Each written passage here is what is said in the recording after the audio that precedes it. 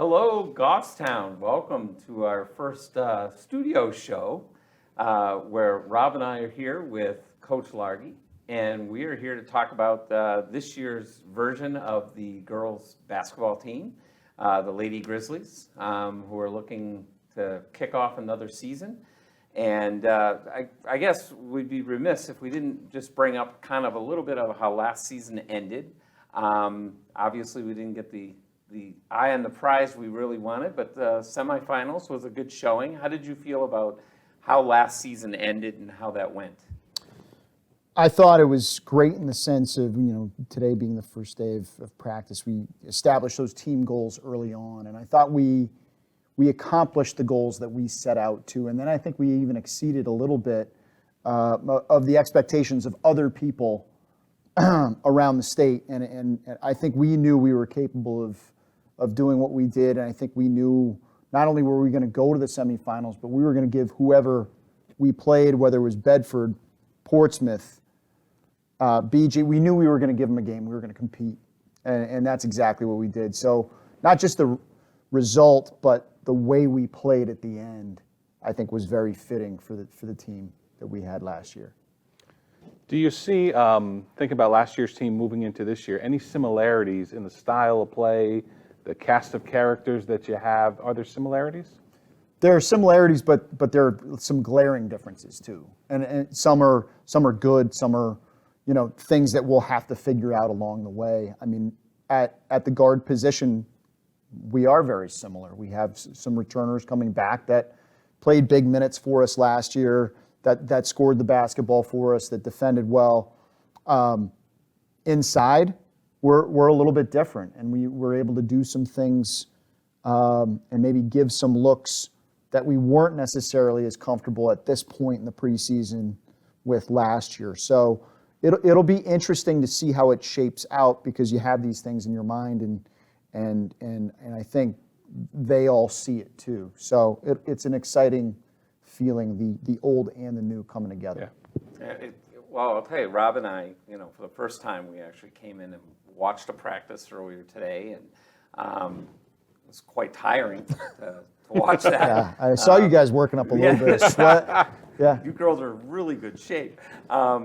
Unbelievable. But the thing is that one of the things, and I know we talked about it a lot in a lot of the interviews in Coach's Corner and stuff, we talked about sort of the dynamic of last year's team. You had, the three Avas and Caroline now, the seniors who are gone, who I think were catalysts for that sort of camaraderie. And I think what really made the team exciting to watch was not just the on-court presence and the games themselves all being pretty exciting, but sort of you really had to like that team. I mean, you really kind of liked the girls. You rooted for the girls. They seemed genuinely rooting for each other. Do you see that coming together this year with this team?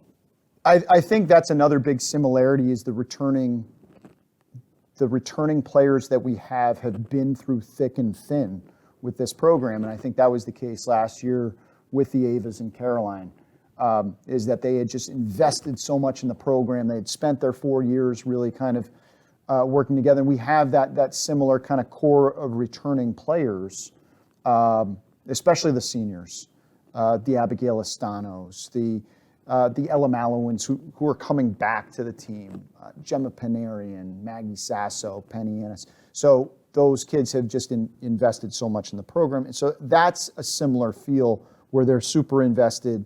And then you have these younger players that want to go out and win for these kids that have done so much for us. I think we're going to get to the returning players in a minute, but give us a glimpse of some of the younger girls that we didn't either see on the court last year or maybe were in the JV program, have worked their way up to this next level. What can we expect to see? Yeah, I think there's always surprises. There are always people that maybe you don't see because they're doing a lot in practice or they're doing a lot at the JV level. So you're going to probably say, where did Keely Caps come from? Right? This is a player that really played well, dominated at the JV level last year, could have played varsity, and she made the determination that she wasn't quite ready for that and really wanted to kind of hone her craft, to her own credit for saying that, at the JV level for one more year. And then, she came in and she's earned a spot on varsity this year. So you're going to see Ella Mallowan, who's been away. And, I mean, just watching her today, you saw her up and down the court, almost no rust. Right, which is incredible to take a year off a sport and then come back to it and look as natural as she does. So you're going to have those contributors as well as the kids that have already done a lot. I mean, I think Abigail Estano had like 28 in a JV game last year. So she's confident. She's going to be able to step in and be ready to go and fill in some big shoes that honestly we're going to need them to. And then we have a cast of freshman kids too that are coming in and playing varsity for their first year of high school basketball, which is a challenge, and they're learning on the fly, but they're going to do some big things for us as well. Oh, that'll be exciting to watch. Obviously, the big glaring thing is Ava Winterburn. You got sort of like an all-state type of player, a starter that only comes along every few years, really. With her scoring ability and stuff like that. Where do you see, do you feel this team can make up for that lack of scoring? Yeah, I mean, I think we'll make it up in the aggregate. We're not necessarily replacing a 40-point scorer in some games with another one, but I think one of our goals that's gotten repeated and so far in the preseason from a lot of our players is we need to do more in terms of sharing the ball, sharing the wealth. Distribution, getting contributions off the bench. So they already have that sense of we can't rely on one person to go off for 40 points 2 nights in a row, right? That's those situations, and we don't need it. We don't necessarily need that to win basketball games. It's nice when it happens, and I'm sure Maggie Sasso is going to have some big nights for us. Penny Annis is going to have some big nights for us, but I think they know we can do this without needing that contribution. Bob mentioned before the 4 seniors last year, and you got a good crop of seniors for this year.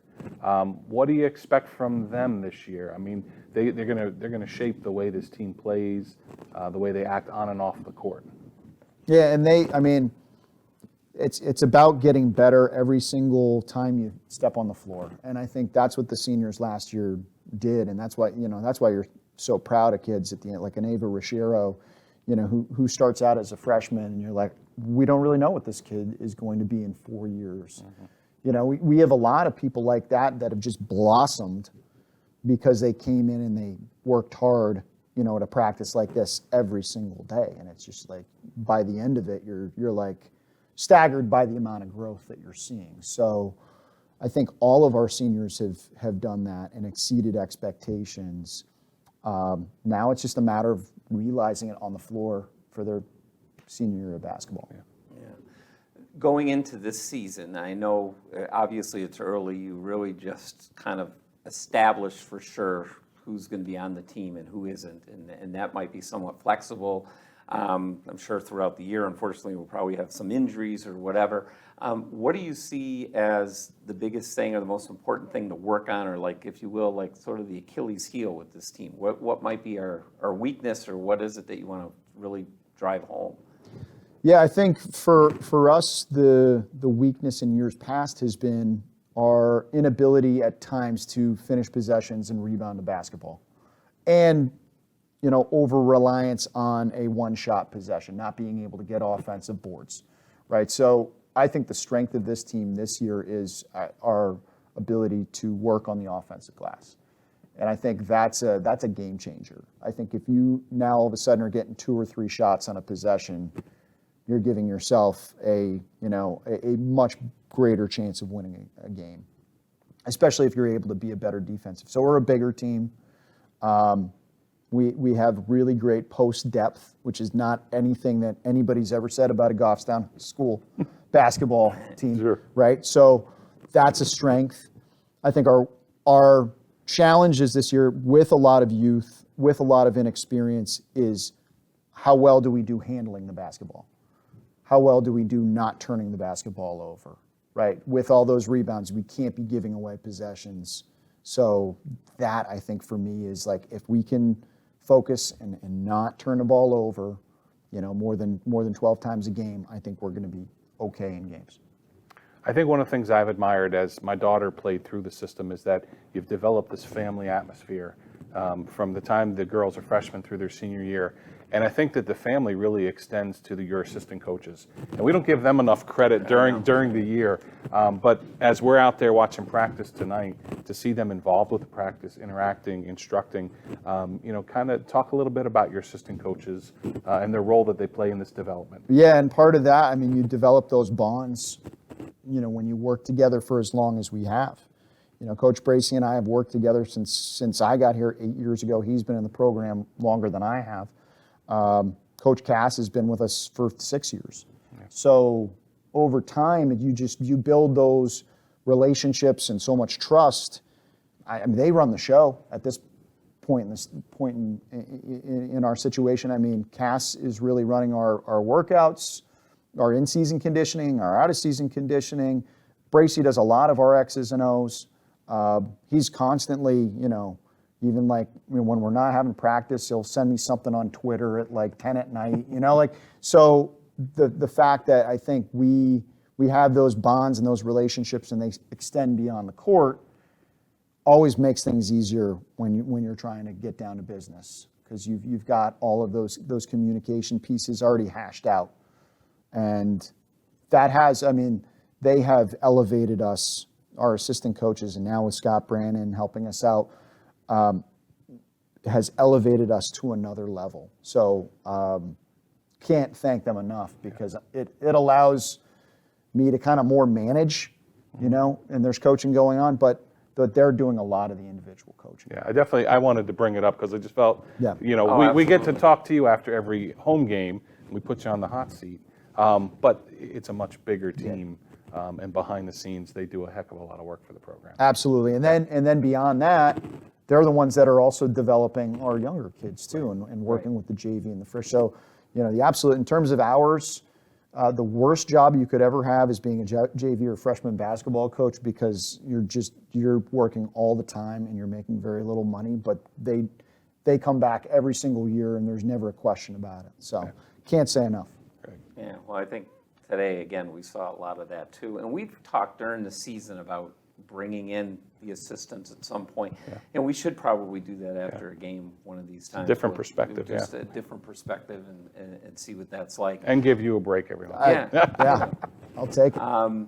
Any other? No, I think. Okay, this is good. Coach, we're looking forward to a very exciting season. You're gonna have the Bob and Rob show covering it again, and best in the business. Well, I look at it that way. I think we are. Jen, we're gonna kick it off to the studio, and we're gonna have some player interviews with some of the key players for this year's team. So, kicking off, back to Jen. Thank you, guys. Well, Goffstown, we are back, and we are back at the preseason preview show, I guess. And we're here with one of the upcoming, hopefully, stars again on this team, Maggie Sasso. Captain, 4 year? You 4 year starter? 4 year, you yeah. played all 4 year years starter. on the team. So I can't believe it. It feels like last season just ended a few weeks ago, and here we are jumping right back into a new season. Yeah. Your senior year. So let me ask you this. I mean, I think last year's team was really special on and off the court. Yeah, definitely. How do you see, or what do you see as your responsibility for keeping that kind of off the court camaraderie kind of going the way it was last year, where it was like really a family? Right, yeah. So like over the summer, we did like a lot of like summer league stuff, and I made sure to like not hold a hard line on them just yet, and kind of just like make connections with them and show them that like they have someone to come to as like an upperclassman, so that when it gets to this point where we're in the season, that they trust me, and then I can now hold a hard line. Oh, she's got a plan, Bob. Did you tell her the questions? I did. I gave them all ahead of time. I told you. We wanted to catch her up. So with this 4 years worth of varsity experience and being heavily involved and contributing for 4 years, what have you learned over these 4 years? I think like the biggest thing I learned was like how to be a leader. Like as a freshman, I had those seniors who showed me, and then I had seniors again to show me, and seniors again, and they all had different perspectives that showed me like how to lead now as a senior. Yeah. Do you feel comfortable in that leadership role? I'm a little bit nervous for sure, but I think I'm prepared for it at this point. So. But I already see a maturity. I mean, we got to interview you several times last Right, year after yeah. games, and this vibe, a maturity, like I'm Good. ready. So you got me fooled. I don't know if you Perfect. ever. I noticed it a little bit in the practice Yeah. too. I thought, Okay. this was the first time, as long as I've been following the team, I don't think I've ever showed up for practices before. True. A lot of times I've gotten early and watched the guys warm up and stuff like that. Obviously, I've seen almost all of your games in your 4 years.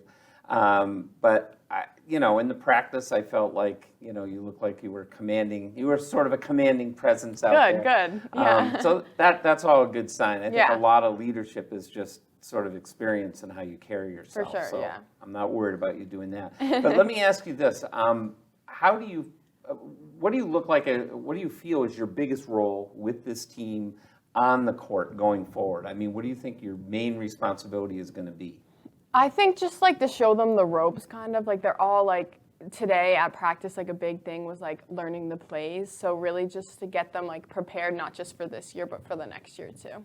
What about in games though? Oh, the like- court, in games, what do you look at? What do you think your biggest Like- responsibility will be? Like game time? Oh, like me personally? Yep. Oh, I would say making sure to be able to score just because all these kids are new, they're nervous with the ball in their hands, so it would be important for me to show them that like it's important to score and just to like set that precedent early so that people know that I'm a threat for like going forward.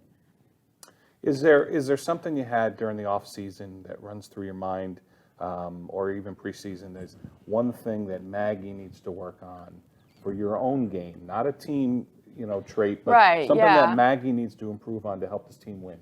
I would say confidence. Like there's some times where I'll like hesitate or like, and everyone always tells me like my first step is always so quick and it's It always is. so good when I'm confident. So definitely build up my confidence as now like the main scorer of the team to really like succeed because everyone says my first step is so good. It is. We've said it many Well, times. I'm know. sure you guys have said it. No, I can always tell what kind of game you're going to have. Usually it comes out early, Yeah, and if yeah. things seem to go well and you're confident, and I notice like if you get frustrated, Yeah. then the Goes- shots stop yeah. going in, Yeah. and that is see, that's the maturity too. It We is. didn't know. Yeah. It's happening. It's See, happening. I knew she could do There it. it is. He didn't have any faith. I had faith. I knew you could Happens. do it. I knew you could do it. So scoring, we know, is going to be, I think, one of. It's not going to be. Let's say it's not going to be a strong suit with this team. I don't think. Yeah. I could be wrong. I hope I am. I hope you are too. So scoring is something, but if you're not scoring as much or as often as Yeah. we did last year, because we don't have that Ava to kind of count on to put in that shot when Yeah, we really definitely. need it. Defensively, what are we going to talk about with the younger players coming in, and what are you and some of the leaders on the team like Mayor and Penny and stuff going to work on to make sure defensively we're not giving up a lot of points? Our freshmen are actually like, I would say their strongest thing is defense. So that's really helpful as like a non-scoring team. They all are great rebounders. They're all pretty tall. They have good size and they're athletic. So I would just say like, honestly, the defense, I'm not too worried about as of right now, I would say. Good. So, All right, well, we want to have a fun question too. So, okay, yeah, lighten let's- it up. Non-basketball. So give us a little bit insight about Maggie. What does Maggie like to do for fun? Yeah, the Oh. fans want to Yeah, know. the fans We've been wanna hearing know. a For lot fun? endlessly. We get a They lot wanna of I don't know if I about have Maggie. any fun. I mean, second to questions we were getting about Taylor Swift. They wanted to know about Maggie. Yes. With Taylor Swift? Oh, yeah. I'm a big Taylor Swift fan. Well, I know, Oh, you're a oh. Swiftie, but most people are. But the thing is Are you a that Swiftie? No, my daughter is. America wants to know Yeah. what Maggie says. Yeah. So what makes Like- her tick? I don't know, guys. Like Well, outside of what basketball. do I do outside of What do you basketball? do for fun? You want to have a relaxing night, or I really, actually, this is gonna sound really lame, but I really like to stay in, like at my house and just like watch movies. All right. Yeah, Okay. that's my favorite Well, what thing. kind of movies do you watch? I don't know. Like my family is big into movies. Like we love The Hunger Games. I don't know if you guys saw the new I haven't The seen new- the new I one. heard new it's one, My but it's daughter's making really me watch good. the other ones. We're Yeah, on, you we're on have the to. last one. Okay, We have it perfect. recorded and we're going to move on. But yeah, that's a big one for us. And then like we love 80s movies just because my mom grew up watching them. But yeah, I'm a big movie watcher. It's fair enough. Yeah. Okay.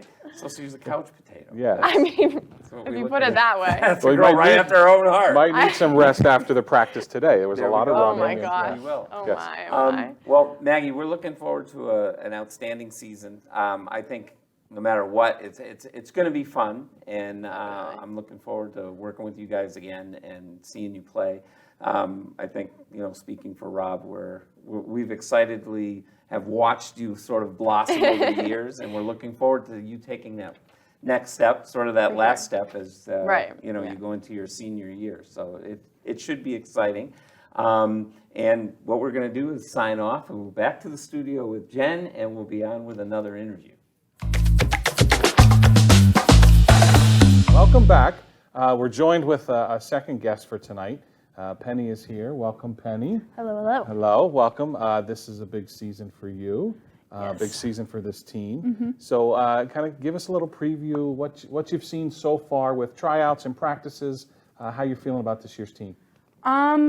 I am very excited. This is going to be a good year. I'm so excited to be senior. It's always been a dream to be like kind of in charge on a basketball It's always been a team. dream to be a senior. Well, like you get to be like more of a leader, and I always like love being like helping people out. And this team is going to be like young, but I have a good feeling that especially during tryouts, like everybody worked so hard and everybody did like so good. And I'm just so excited to be able to watch the freshman team, the JV team, and the varsity team is going to do really well this year. I think. Awesome.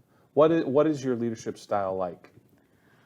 I just think everybody needs to be hyped up and everybody just needs to have that personal confidence. And so if it's me screaming that you're doing fantastic, even if like you stumble with the ball or something, like everybody needs to be just hyped up.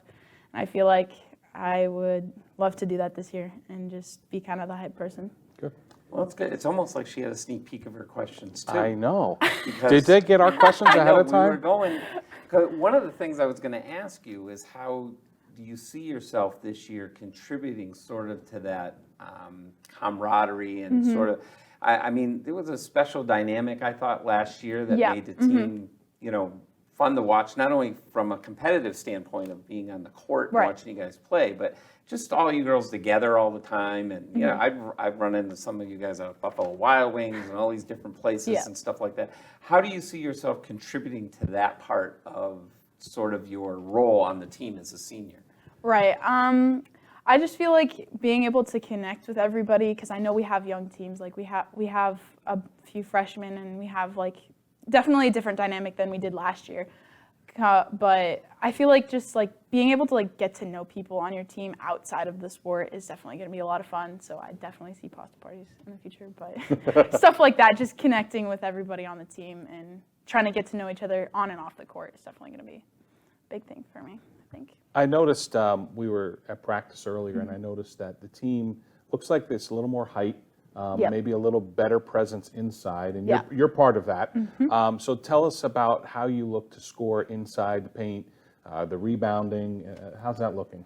I'm excited. I got my friend Ella Malone back, so Yes. I am so excited The because dynamic duo yep, down Twin low. Towers are That's right. back.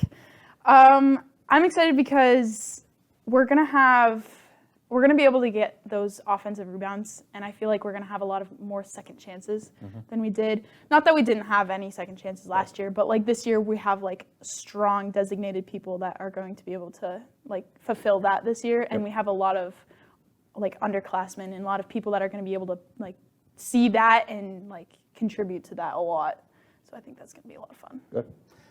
We talked a little bit with the coach, a little bit about like last year you had sort of that dependable scorer with Winterburn, Ava out there, putting up 25, 30, 40 points a night some nights. Obviously, we're not going to replace that with only any one person. How do you see yourself evolving or developing yourself offensively where do you feel you're going to be able to contribute the most to this team on that? Or what's your sort of strategy for that? Right. I am going to have to suck it up a little bit and not be scared because I feel like last year I love all of the Avas and I loved everybody on the team. And I feel like I got to sit back and watch, but this year I really got to step it up as a player and really try to contribute myself into the points, not just giving passes and good passes and try to get other people to get the points. It's really just going to have to come down to everybody's individual, like, you have the ball, you have an opportunity in taking it.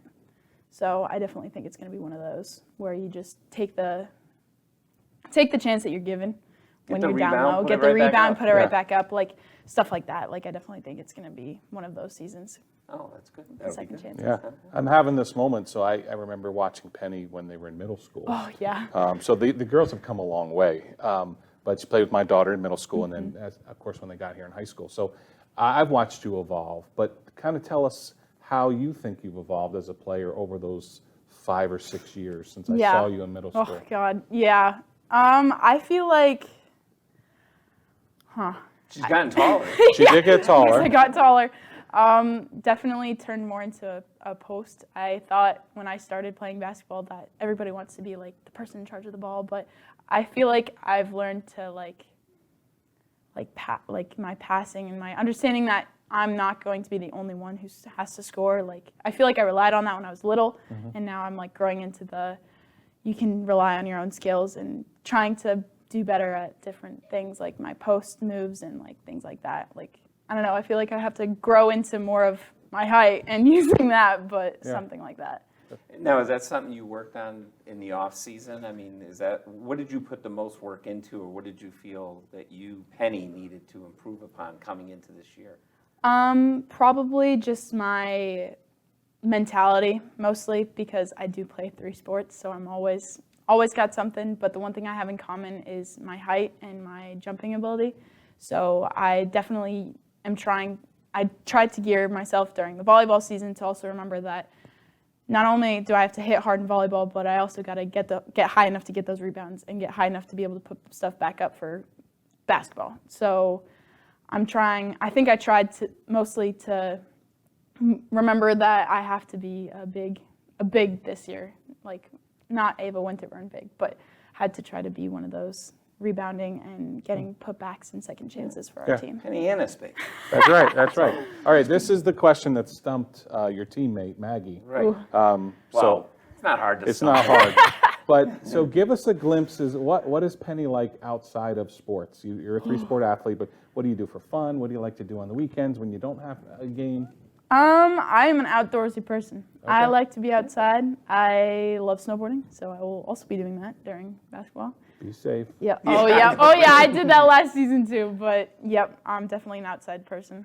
Okay. I like to do all of the outside stuff. But. Good. Well, you did better than Maggie. So we stumped her. Yeah, we stumped her. Yeah, Maggie had no idea. I know. I don't know what I like. Well, then she came up with something. Yeah. So that's good. All right. So Penny, we're looking forward to seeing the season. This show will air just before the first game. We're going to slide right into it, nice. so it'll be cool to watch. And again, we're signing off. Back to the studio. We'll have one more interview for you guys before we wrap up this show up. Hello, Grizzly fans, and welcome back to our studio show, our preseason studio show of how the Lady Grizzlies are shaping up this year. We're here with Meredith Winterburn, one of our starters from last season, one of the people we're going to be looking at as a key player for this team. So let me ask you, Mare, we talked to some of the other players, Coach Largy, whatever. Let me ask what you feel or what you see as being your role on the team this year. Obviously, you're going to be looked at as leadership. You're not going to have your big sister to help you, so you're on your own. So what are you looking at as being your role? I'm really looking to kind of make contributions from everywhere this year. I know last year a lot I focused on kind of like being that defensive kind of like, I don't know, just always having the effort on the defensive end and just playing my role on the offensive end. This year I'm looking to step up more on offensively and look to score, but still keep that defense up and rebound. I really need to rebound this year. And I'm just looking to be a leader too, everywhere, on and off the court. Yeah. How are you going to be a leader? Well, we have a lot of younger people this year, and I know as an upperclassman I just need to step up and let everybody know like what their roles are and also help them with that. And I like to dictate a lot of things. Like I don't That's true. well, like I mean, Even to us. well, like talking on offense, letting people know where they're supposed to be. On defense too, just having people move around, kind of just step up there and let people know where they should be, I guess. I think you're right on about contributing in many different ways during the game. We watched practice earlier, and we noticed that you're going to have to find a way to probably score in different ways. You had the advantage of some seniors from last year that aren't with us anymore, one being your sister, that they could score. They were scorers. Right. How does Meredith contribute offensively this year?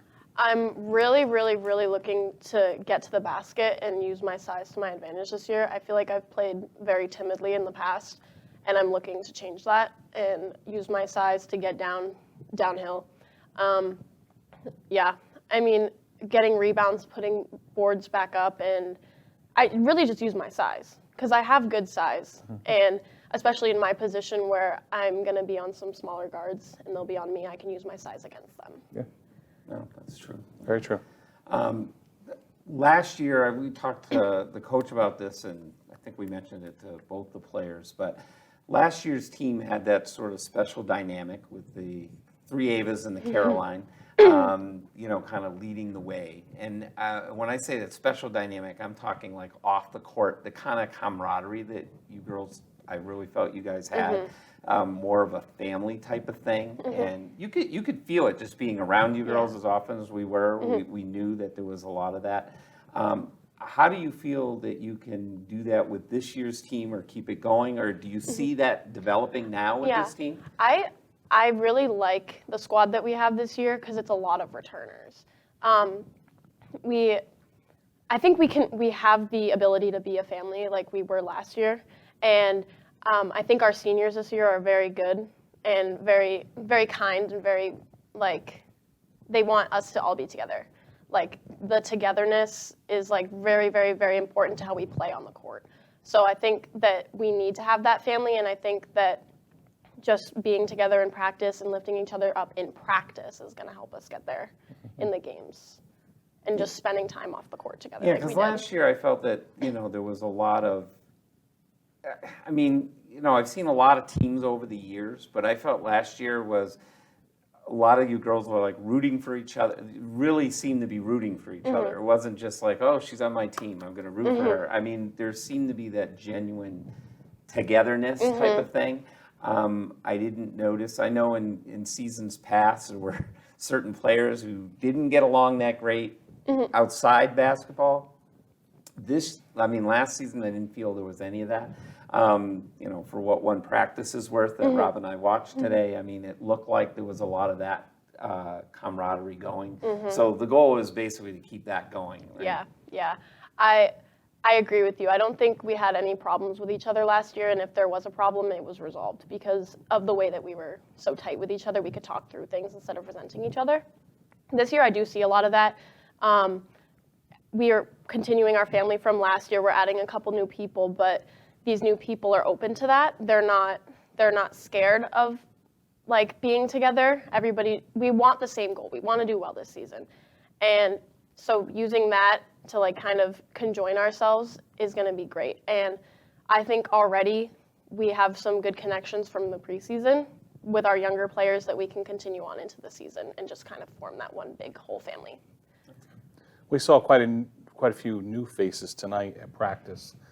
So how does Meredith kind of pull those younger players under her wings? What do you teach them? What kind of advice can you give them? The biggest thing for me is effort. A lot of people will tell me that I have a motor that doesn't stop, and it's just mental. It's your effort.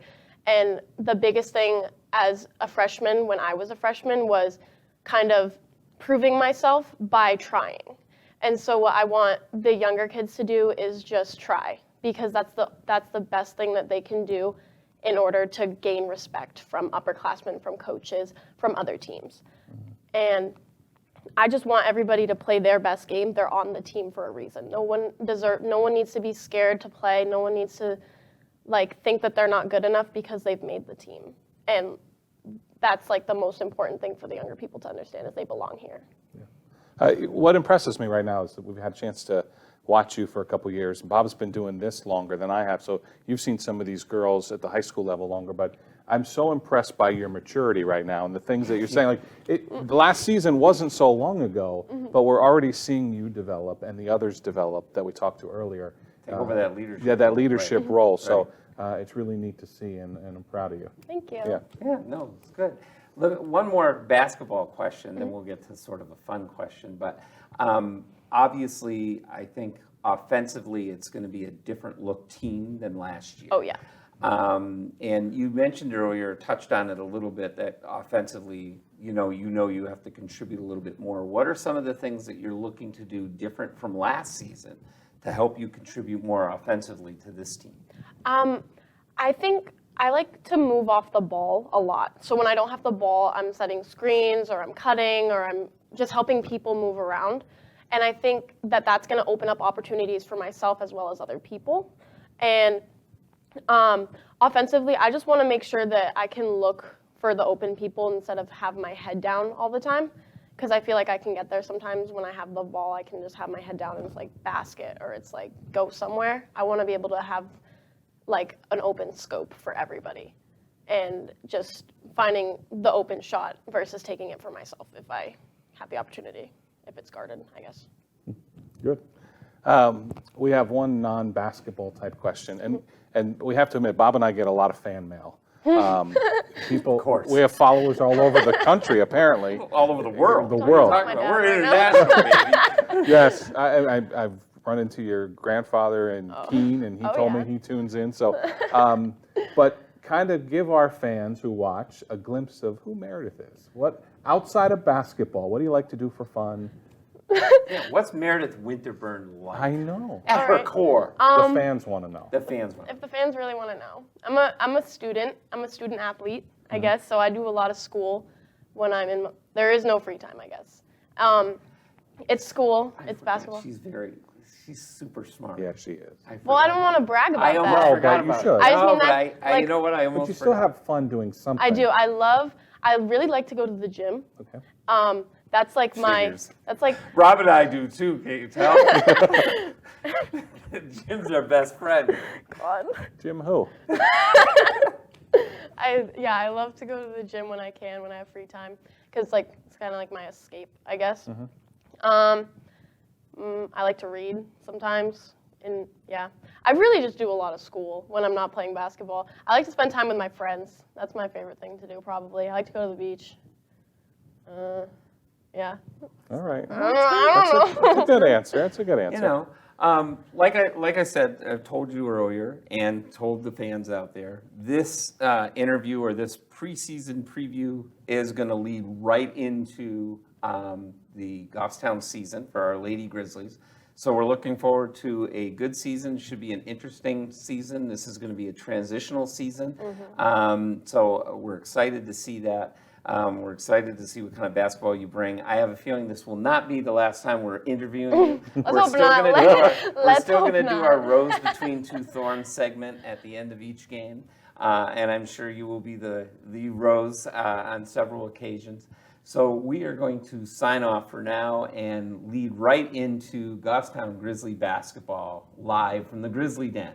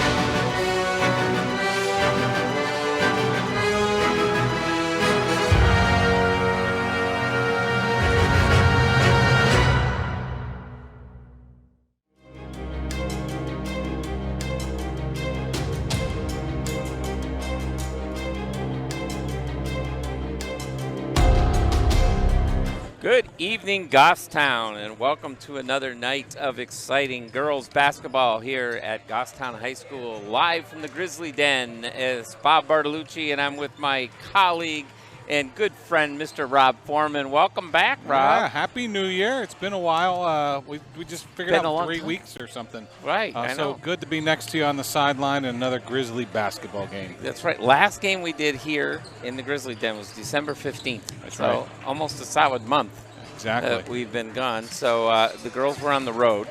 I had a chance to go to a couple of the games. I was out. What'd you see?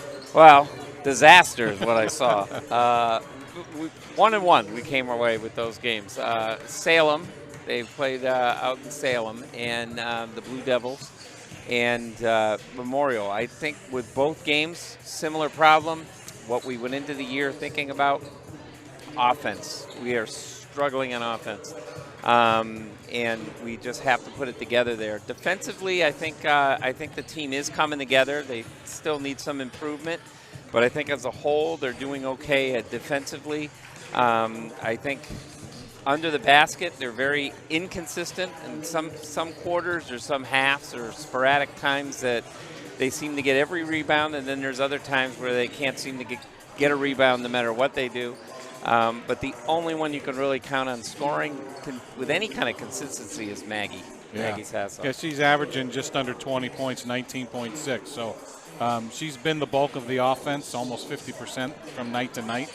And I think that's what we got to look forward to tonight.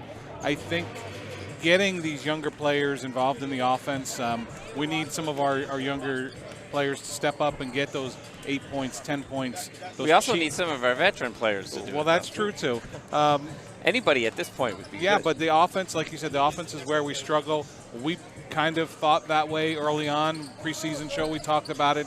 This team's got to figure out a way to get points from the supporting cast. Maggie's going to get that 19 or 20 points, but where does the other 30 points come from each night? One night it might be Penny. The next it might be Ella, it might be Peyton, whomever, but we need some consistency, and I think young teams tend to struggle with how we become consistent offensively. Right, and that's really the key. The other thing is, too, is not missing what you would think are more or less easy buckets, because another thing that's been really a struggle for this team is really on the line. Even when they've gotten a chance with taking foul shots and stuff, the average has been abysmal at best.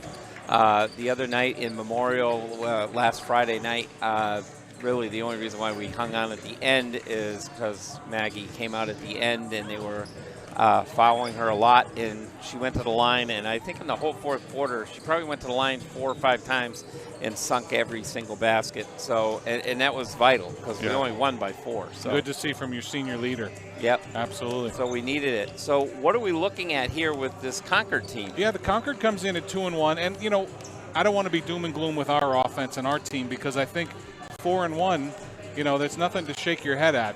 To go out in 5 games and win those first 4 is a good sign. Picking up those little pieces and figuring out that offense will be key moving forward against some of the better opponents. 2-1. They haven't played them any games. No, huh? 4-1. Oh, I they're said 4-1. You're not No, paying we're attention. 4-1. Yeah, you're not paying well, what attention. about Concord? They're 2-3. Oh, they're 2 Yeah, and 3. 2 and okay. 3. You said Yeah. 2 and 1. You said Concord. We're going to review the tape later. Back it up. Rewind it. You'll Yeah. find I'm right. I usually. And like we talked about, Maggie averaging right around 20 points. And then there's that big drop-off.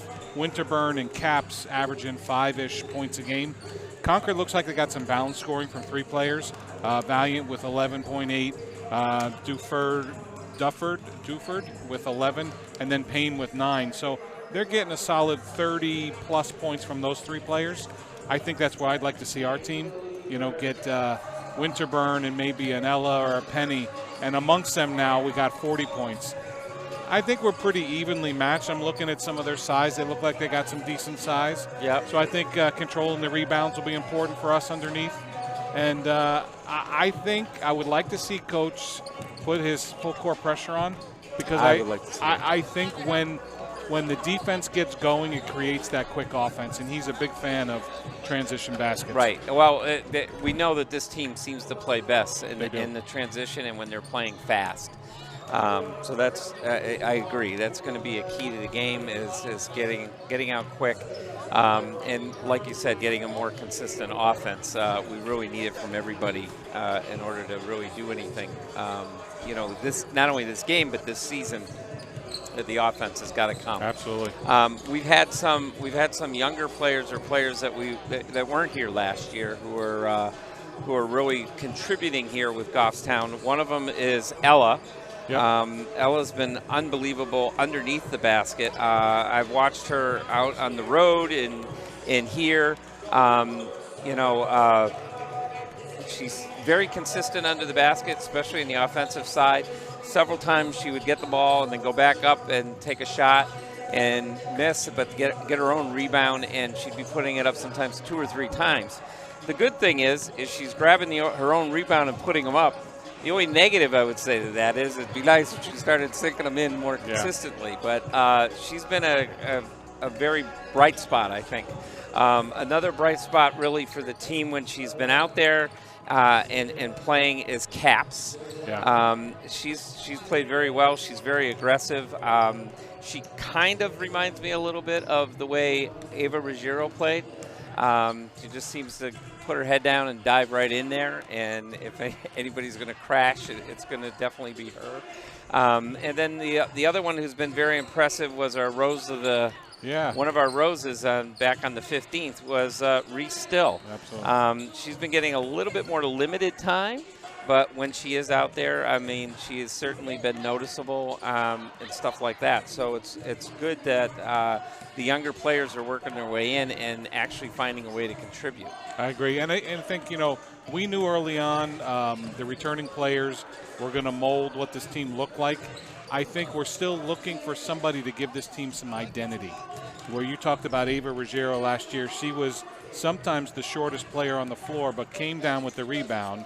On the floor for a loose ball, taking the charge, she gave the team that identity. We don't really have that right now. We have some leadership, but we don't have an identity. Who are we? That's true. Who are we? What are we looking to do? And I think once some of these offensive plays and they click, I think we'll get a little more confident and you'll see some identity. But still very positive things, sitting at 4-1 right now, heading into tonight. I think we're going to have a good game. Well, yeah, you got to feel that their chances are going to be pretty good. I mean, I am noticing some of the Concord players as a whole might be a little larger than us, but hopefully we make up for that with athleticism. Tonight we have all the bells and whistles on our broadcast. There we go. So we will have the Rose Between Two Thorns. We'll have a coach's corner later.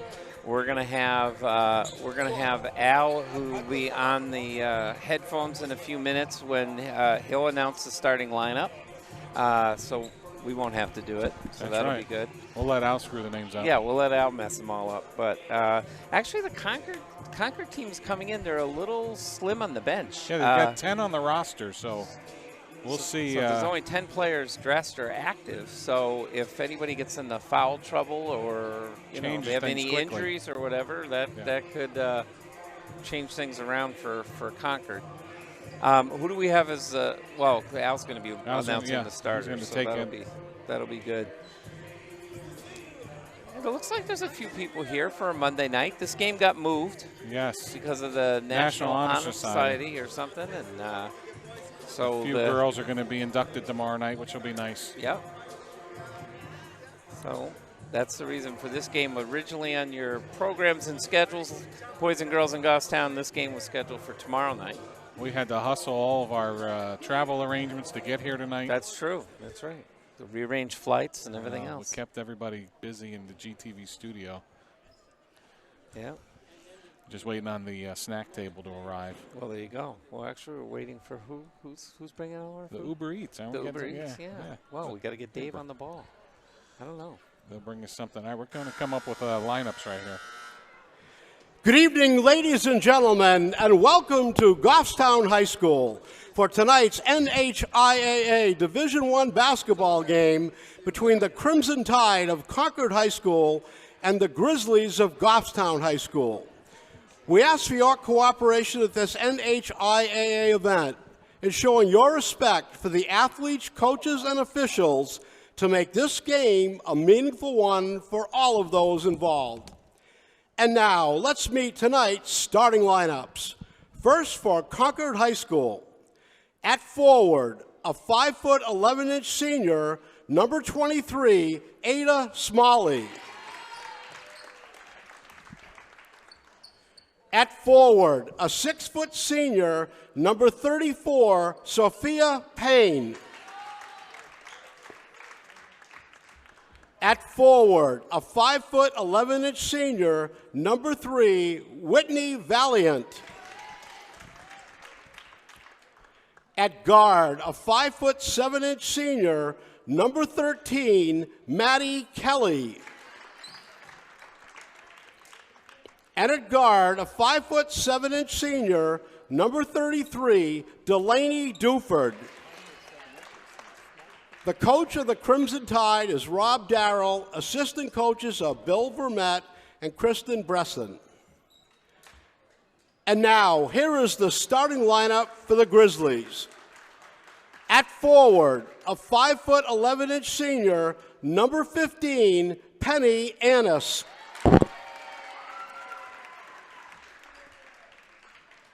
At forward, a 5'11" senior, number 12, Ella Mallowan.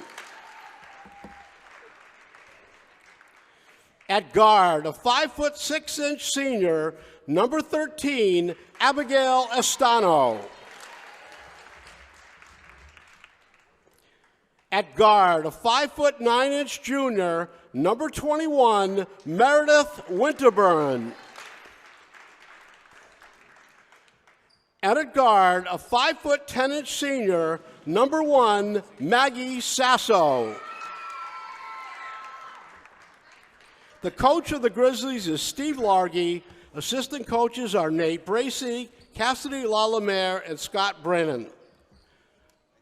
Ladies and gentlemen, would you please rise if you are able and remove your hats as we honor America, our servicemen and women serving all over the globe, and all of our veterans with the playing of our national anthem.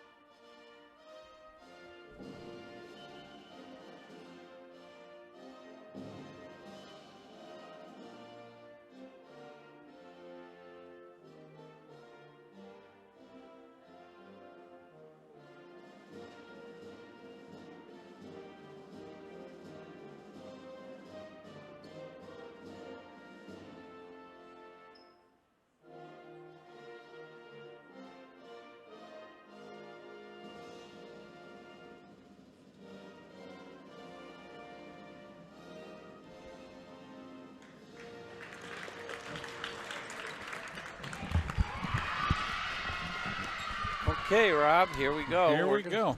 Gonna be all ready for here, Goffstown Grizzly action here at the Grizzly Den with our Lady Grizzlies facing off against Concord. Well, not facing off, tipping off. Tipping off, yeah. Get my hockey analogy going here. So we're gonna look for a fast start. I think Coach Largy said he wants to hopefully set the tone for the game and set the pace. Absolutely. And certainly we know that the girls play better when they're playing with pace and if they could set the pace. So Penny will be taking the opening tip against number 34, Sophia Payne for Concord.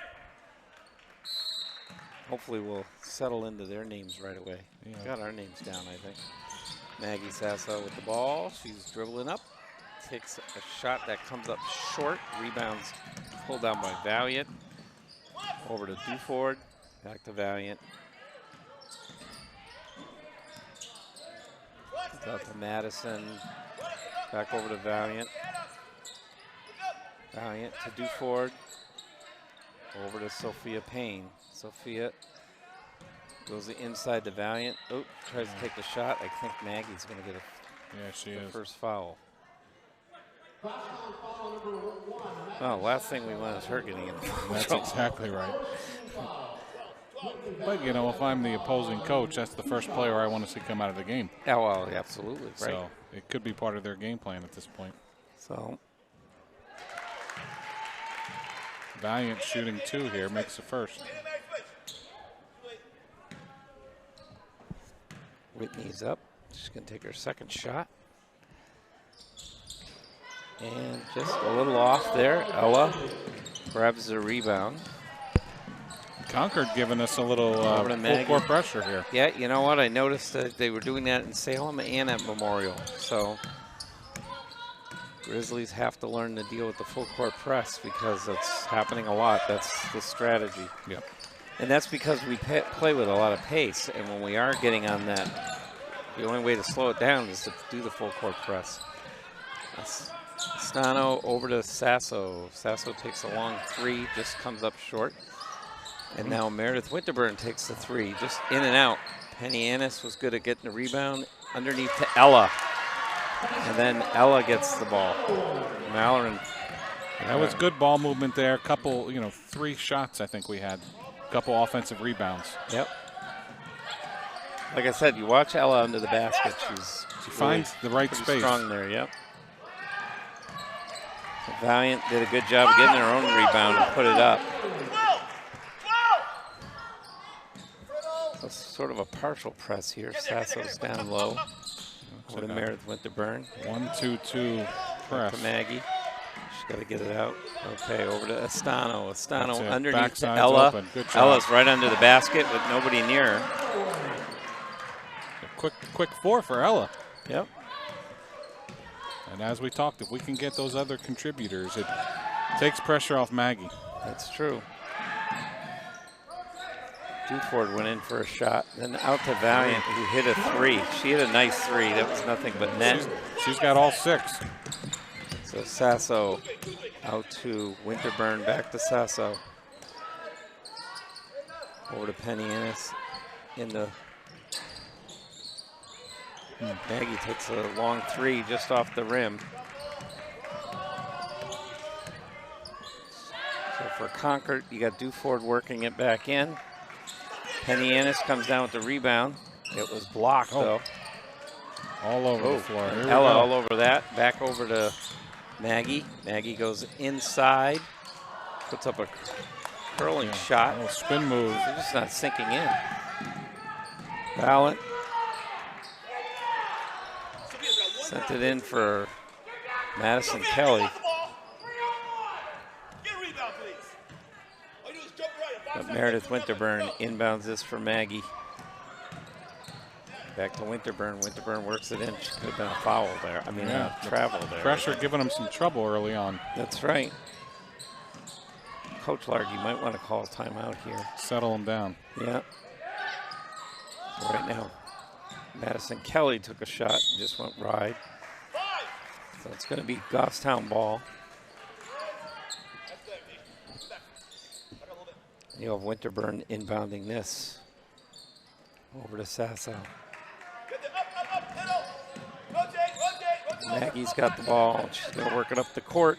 But again, Concord is pressing. Yeah. Back to Winterburn. Out to Maggie. Maggie tries to go in, backs up because Valiant's on her. Estano takes a long 3. Again, just off the rim. This is where that consistency is going to hurt us. Yeah. Good defense by Ella there. Yeah, and Sophie Payne.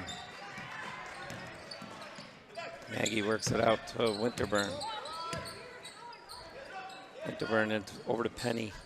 Annis to Stano, back to Maggie Sasso. Good take. Good take by Maggie. She draws a foul there, so she'll go to the line. 34, Sophia Payne. I like that last set there. They had Penny in the high post, and I would love to see her there. She's such a big target for them to dump the ball in at the high foul, the high post. and then run Maggie on the give and go almost. Yep. Yep. Maggie missed the first one, so Reese is coming back in along with Morgan Dodge. Morgan's been a little bit of a spark plug to watch too, so. Yeah, I'm guessing this is a change to get a couple more ball handlers in here for this press. Well, it's also, I think, if you look at the girls, they're a little winded there, so Yeah. for sure this game is playing with pace, so. So you got Reese Still and Morgan in there. Morgan's very good defensively. See Concord staying more to the outside. Good help. Draw a foul, or that just out No, of it bounds? was out. Oh, okay, Penny good. blocked it out of bounds. Okay, so it will be Concord ball. Yeah, Penny got up in the air. That's one of those, you make one block, now you think you can block them all, and she got caught up in the air. So Madison Kelly's going to inbound this for Goffstown. Now she's going to take, that's a 2. Oh, that was a 3. She looked like she was just inside there. Okay, Maggie with them. Over to Winterburn, back to Sasso. Sasso looking around, back out to to Penny Annis, to Morgan Dodge. Back to Maggie. Now the Grizzlies are having trouble working it in, Concord's too. in his own defense, and they're really struggling to find a seam to get the ball inside. Yeah, I think what they're going to have to do is just kind of get the ball and drive it in and draw the foul. Going to look to feed Penny in the high post and cut to the basket. Yeah. Oh, long shot by Maggie. Morgan Dodge got that rebound back out to Maggie. Maggie takes a long 2 just off the rim. Again, Reese still in there diving for the rebound. Good hustle by Reese there. Yep.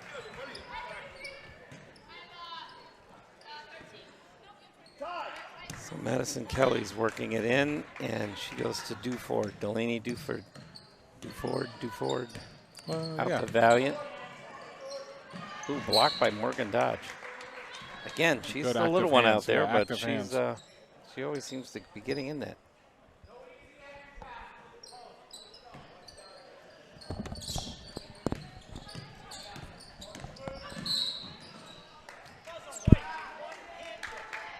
Oh, they call another foul here.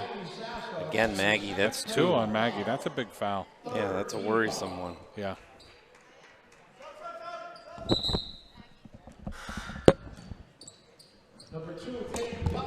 Yeah, that's tough for Maggie to pick up that second one so quick in this game.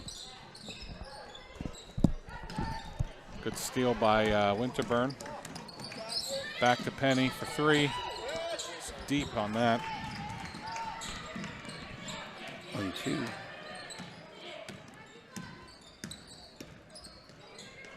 You good over there, boss? Nah, not really. Wanted to switch my headset around, but I'm not going to be able to. Another 3-pointer gone long. Good pass inside.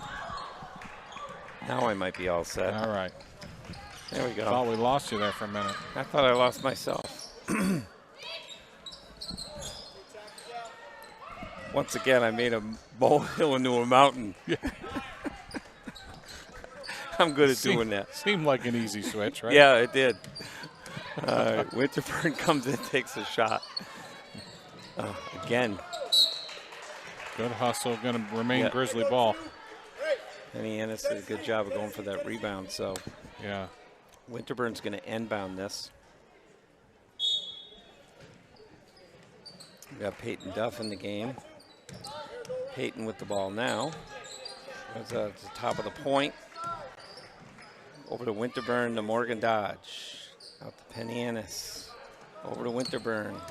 Winterburn tries to drive in a little bit. Out to Dodge. It takes a long 3. That's a little outside. I think we're 0 for 5 from downtown right now. Yeah, I know. So when you're doing that, you're going to have to go in town. That's right.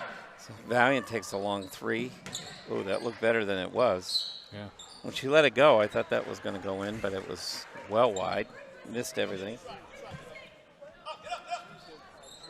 So you're going to have Winterburn inbound this. Concord still stays in the press.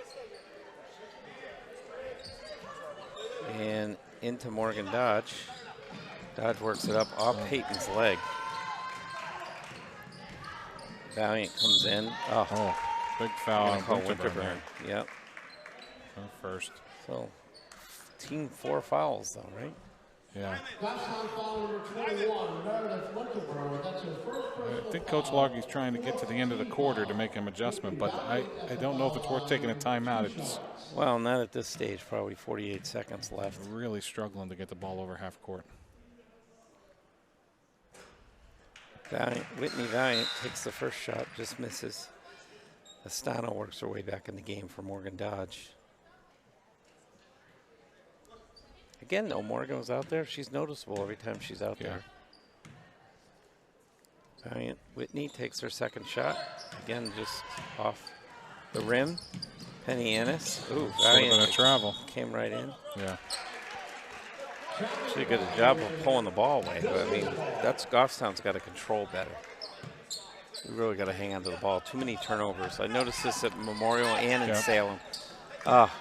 There's a perfect example. Peyton Duff threw it in and just right to some Concord players. Ryan has it out to Madison. Kelly. Another foul.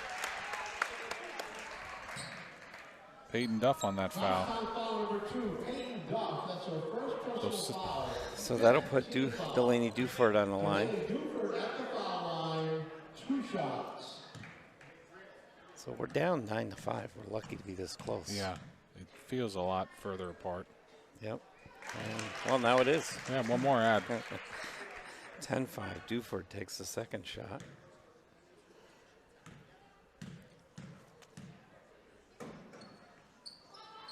And she missed the second one, but Valiant comes down with the Just rebound. out hustling us right Yeah, now. the rebounds are hurting. Carry. Good call there, Hey, Rob. yeah, my old officiating days pay off. God, you're on the ball. Okay, so Winterburn inbounds this to Peyton Duff, back to Winterburn to Duff, into Penny Annis. Good Oh, look, just a little too late, but that's the right pass. that was. On the pressure, you're gonna backside is always gonna be open. He had Reese still wide open underneath. So Winterburn now with the ball. She's going to inbound this. Penny Annis back to Winterburn. Meredith. She's got 8 seconds to go. Goes to the top of the point. Doesn't hit anything. Peyton has it. Penny. It's out of bounds. Not aware of the clock either. Yep. Sloppy. Very sloppy, very sloppy.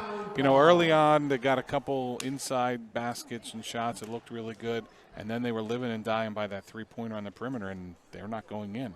Right. So we got to figure out how we get the ball back inside. Maybe we get fouled and go to the line. They clearly have figured it out down here. Concord is getting fouled and getting to the line. Right. And the problem is, too, is the people who are getting the fouls for us, too. Yeah. We Yeah. can't. We can't afford to lose. Yeah, I don't know. Maggie didn't score in Maggie that first, or did she? Winterburn. Yeah, No, she she scored did. 1 point. Yeah, Did. 1 free throw. Yeah. But you got 19 points sitting on the bench. Yeah, that isn't good. That's not good. Not good. Yeah, I think they're struggling too with some of the basic things. It's not, the scoring can be overcome to a certain degree if you're playing good defense, and if you're getting the rebounds. The problem is that way too many of the rebounds were going to Concord's way, and defensively we just weren't doing our job the way we should. I agree, and I feel like they just out hustled us on Yeah, every aspect of the game. So I was just going to say, rebounding is all about hustle is. and hard work, and right now Concord is doing it. Yeah. We're not, so it'll be interesting to see what Coach Largy's going to do. Absolutely, and you can't really apply pressure on them until you score, and we had a tough time scoring. So Once again, we got Maggie who's going to be on the bench to start the quarter. yeah, So you got Winterburn, Duff, Astano, Still, and Penny Annis. and Reese. Reese Still. That's what I Good said. block Still. by Penny. Peyton Meredith Winterburn works it out. Winterburn looked like she was trying to go in. Again, it was. Yeah, See, Concord's getting their hands on everything. All the very passes. active. Yeah, Abigail's swallowed up by Concord. yep.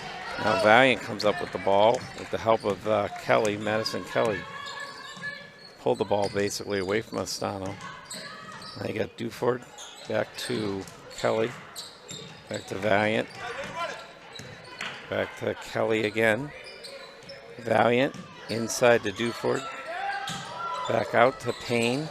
Ooh, Payne had an easy shot. That was. It's a good thing Concord's not sinking them either. Otherwise, we'd be down a lot more. Winterburn coming in. Over to Astano again, a long shot. Not well advised. Peyton Duff. Peyton Duff underneath, probably the smallest person on the court. Got that rebound and put it right up. Oh, Payne shoots right under the basket and missed. Penny Annis got it.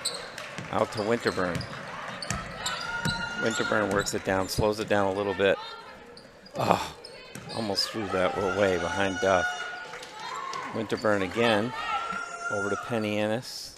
Back to Winterburn. Winterburn's going to take a three. Just off the rim, but she got her own rebound. Yeah, good hustle to get that foul. Again, it's hustle.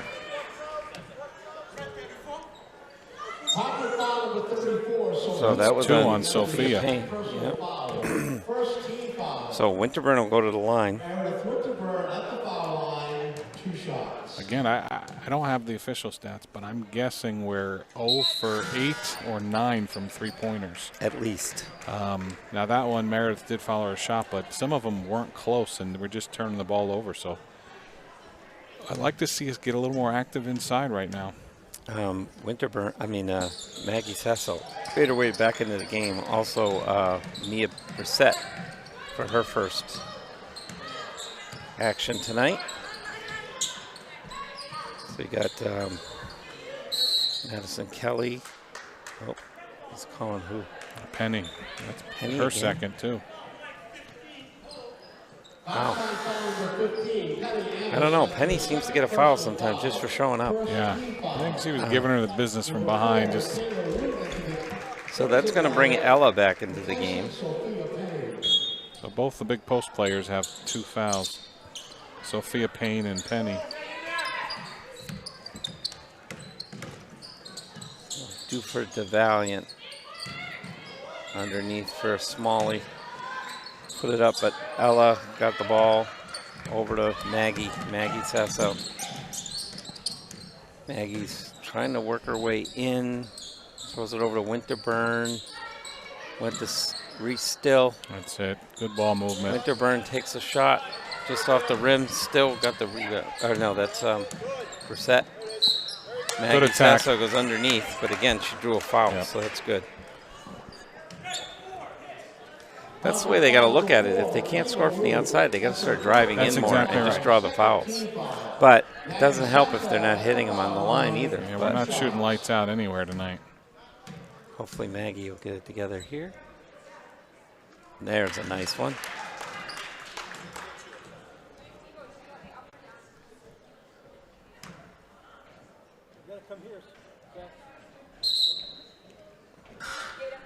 Yeah, and this is the point in the game where, you've struggled a little bit. You're down 2 points. It's not the end of the world, but you really want to see your senior captain step up and take some control of this team and get the rest of the team on her back right now. And that helps when she hit them both. Absolutely. So it's only a 1 point game now. Yeah, so for all the doom and gloom, it's okay. Right.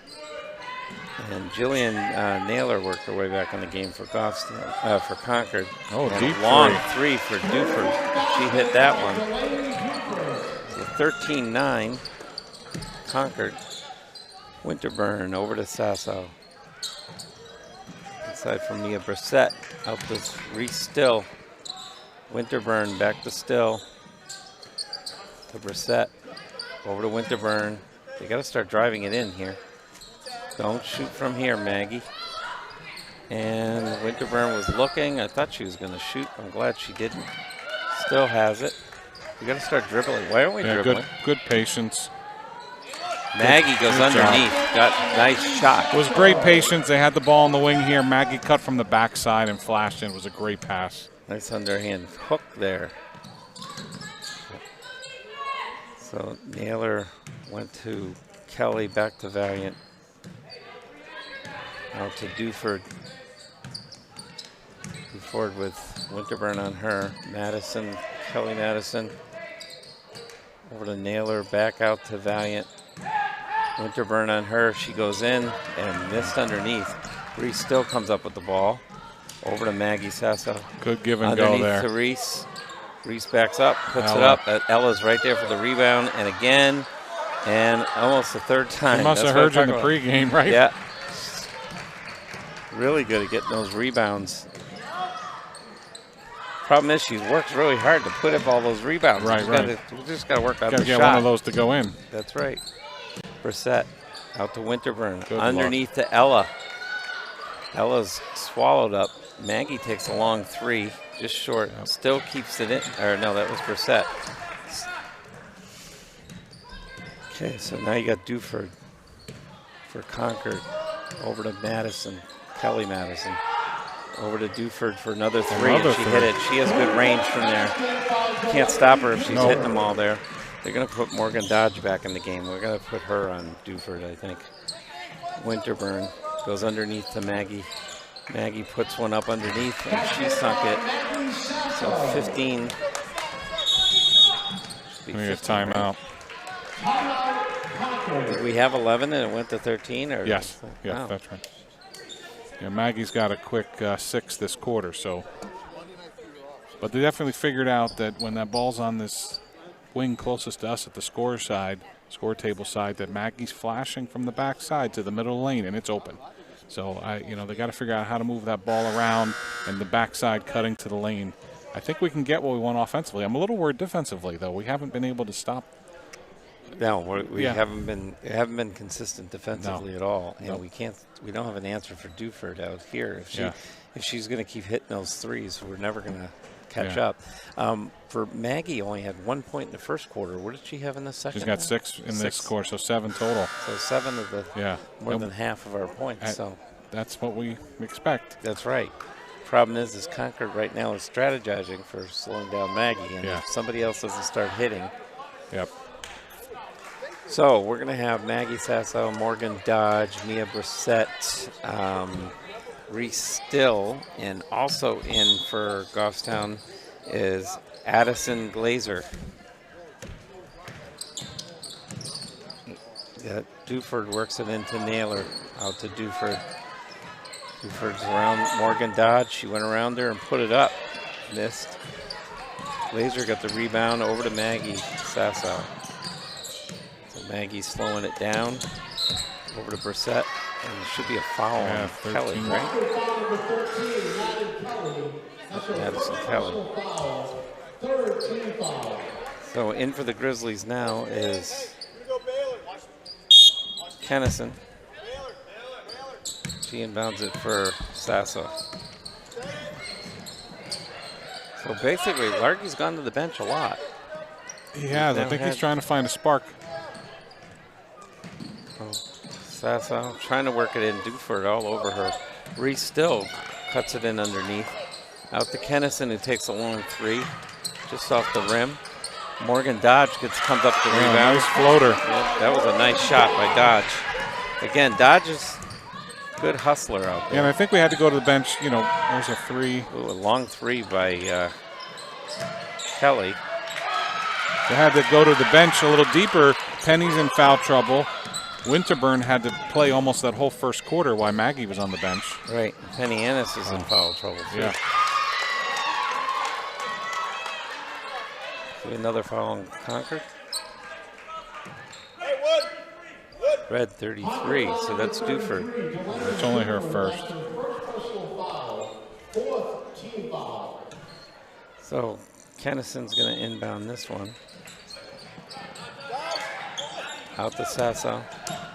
Sasso works in underneath, and she drew another foul. That might be 3 on her. That's going to be on Sophia Payne. Yeah, she just checked in the game, but that's 3 on her now. Yeah, they're going to have to pull her out again, I think. Quick trip for her. Concord's going to work in Michaela Root.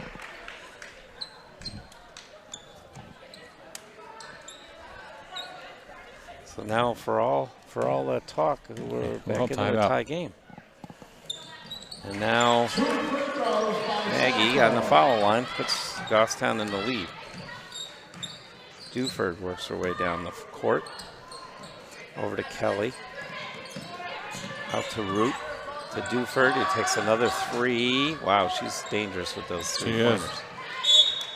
No, it wasn't far off on that one. Yep. So now Meredith Winterburn works her way back in, taking Maggie out. I want to get that third foul right now. So Kelly works it back in.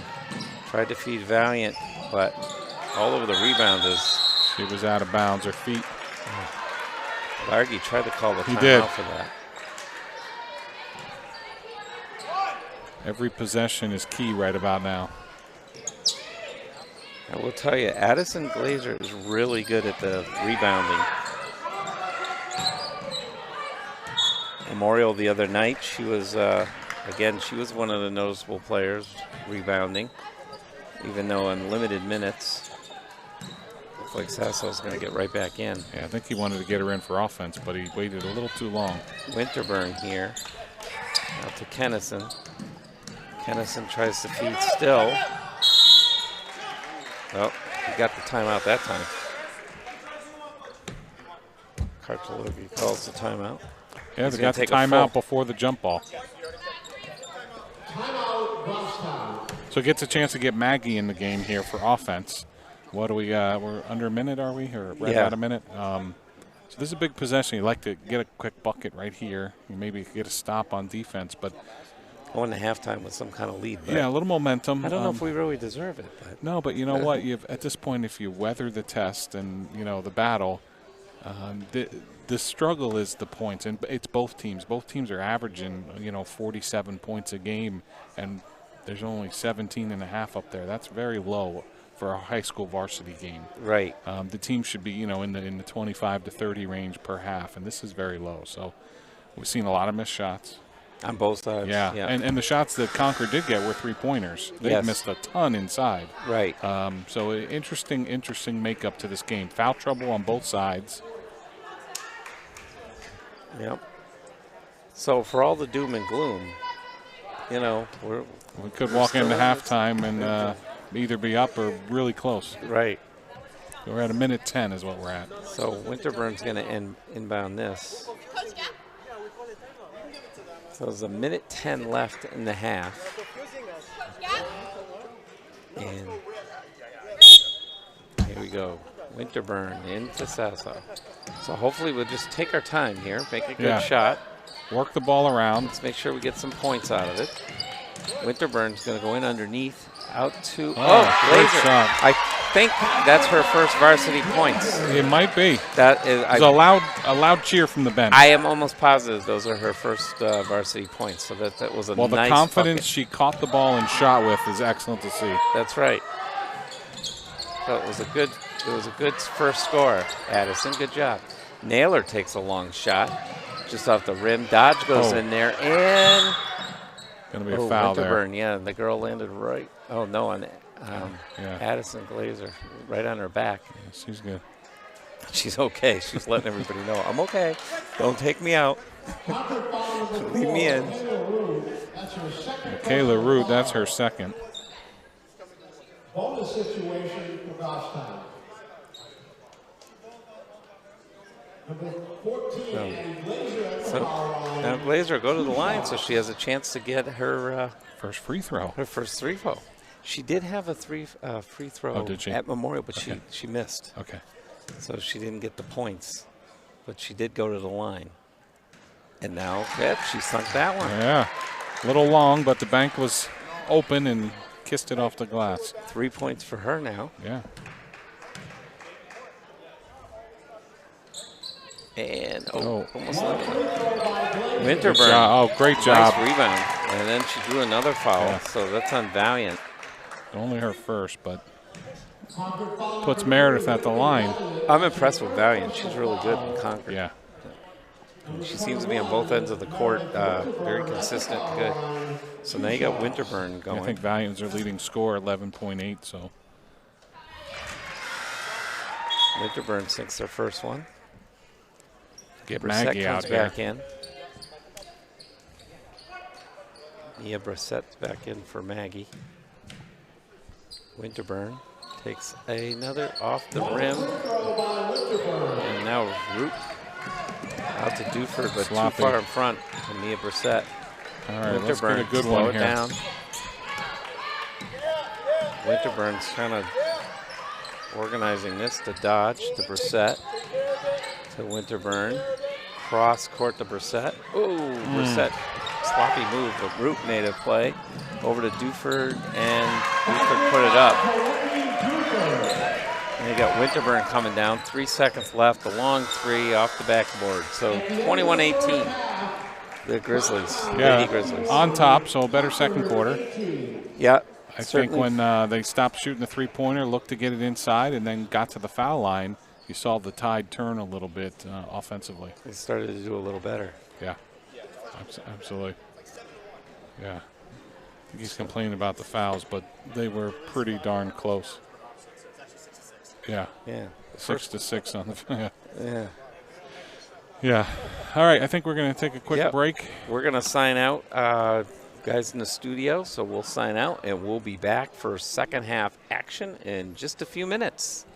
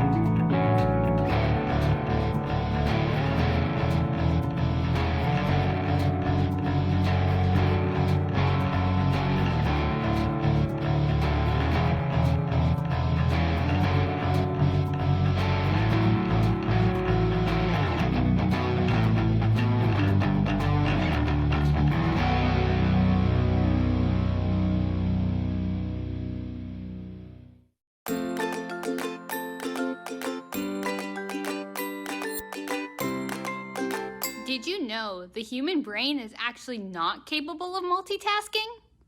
While we may think we're doing two things at the same time, we're actually just quickly switching back and forth between different tasks.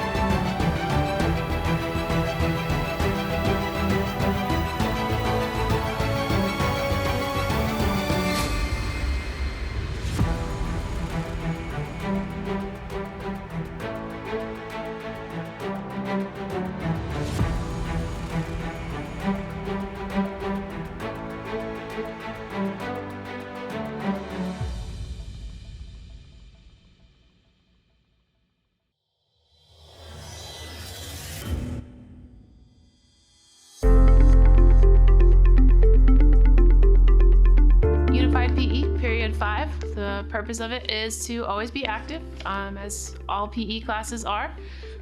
So it's all about getting kids moving, having a good time. The role of mentors in there is to help teach kids different skills and to kind of have an inclusive environment. And, you know, at the end of the day, just have fun. I'd say my favorite part is the activeness and just the teamwork and stuff like that. It's a great opportunity to have fun for the kids and see the smiles on their faces. I enjoy like the excitement and like how competitive they are when they're playing games and stuff like that. I like how every day is different. There's no day in Unified that's the same. And I like how I I laugh all the time in that class, and they just always find a way to bring a smile to your face, no matter how bad of a day you're having or how good of a day you're having. It's very enjoyable. Yeah, it's very rewarding too. Mentors can and will experience teaching different skill sets. So you're looking at helping kids process the game that's going to be played. So working through the rules, where do I have to be positionally on the court or in the game, maybe even a little bit of strategy work. Sometimes it's going to be helping with a physical skill or a basic skill to help progress them to a more advanced level of a certain game, and also to just help how do you work with other people in the best way possible, being positive, being appropriate, being encouraging, and just trying your best to keep getting better. This is a small little community inside the school that is phenomenal, and it is just honestly inspiring seeing these kids, because most people don't think much and they're bright kids. I think that people think the gap is a lot larger than it is, when they really are just high school kids like the rest of us. They just need a little bit extra help in some areas.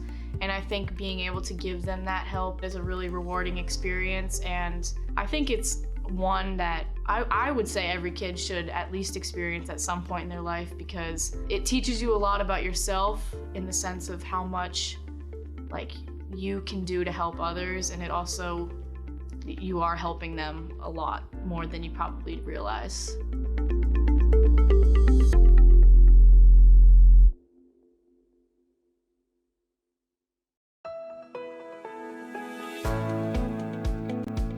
The Goffstown Adult Education Program, also known as GAP, offers in-person and online courses to any student 16 years or older who is seeking credit recovery, an alternative diploma, or a high school equivalency certificate. Additionally, students can receive elective life credits for work, home, volunteer, and alternative educational experiences. The program offers a wide range of courses, including algebra, biology, health and gym, English, U.S. history, and welding, where students are given the opportunity to engage in hands-on learning with our knowledgeable teachers. In-person courses are offered every fall and spring semester, while online courses are available year-round.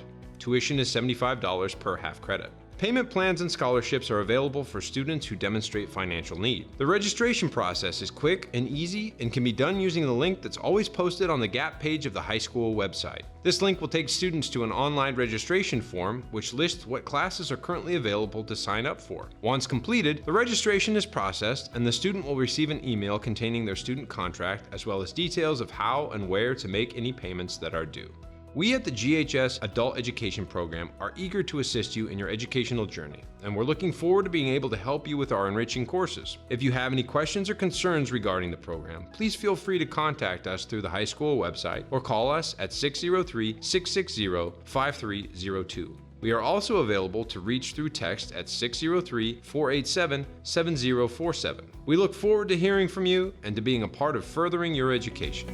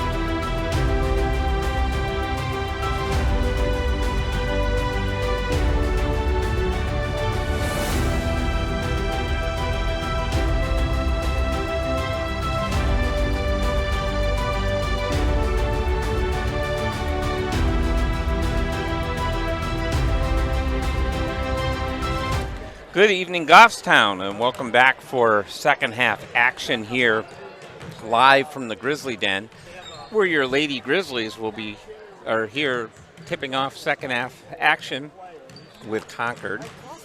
And, well, Rob, for all that, we came out with the lead at halftime. Yeah, it was a lot of doom and gloom after one quarter, and then we kind of settled down and worked on a few things. I think, important to note, 7 of our 21, so a third of the points came from the foul line.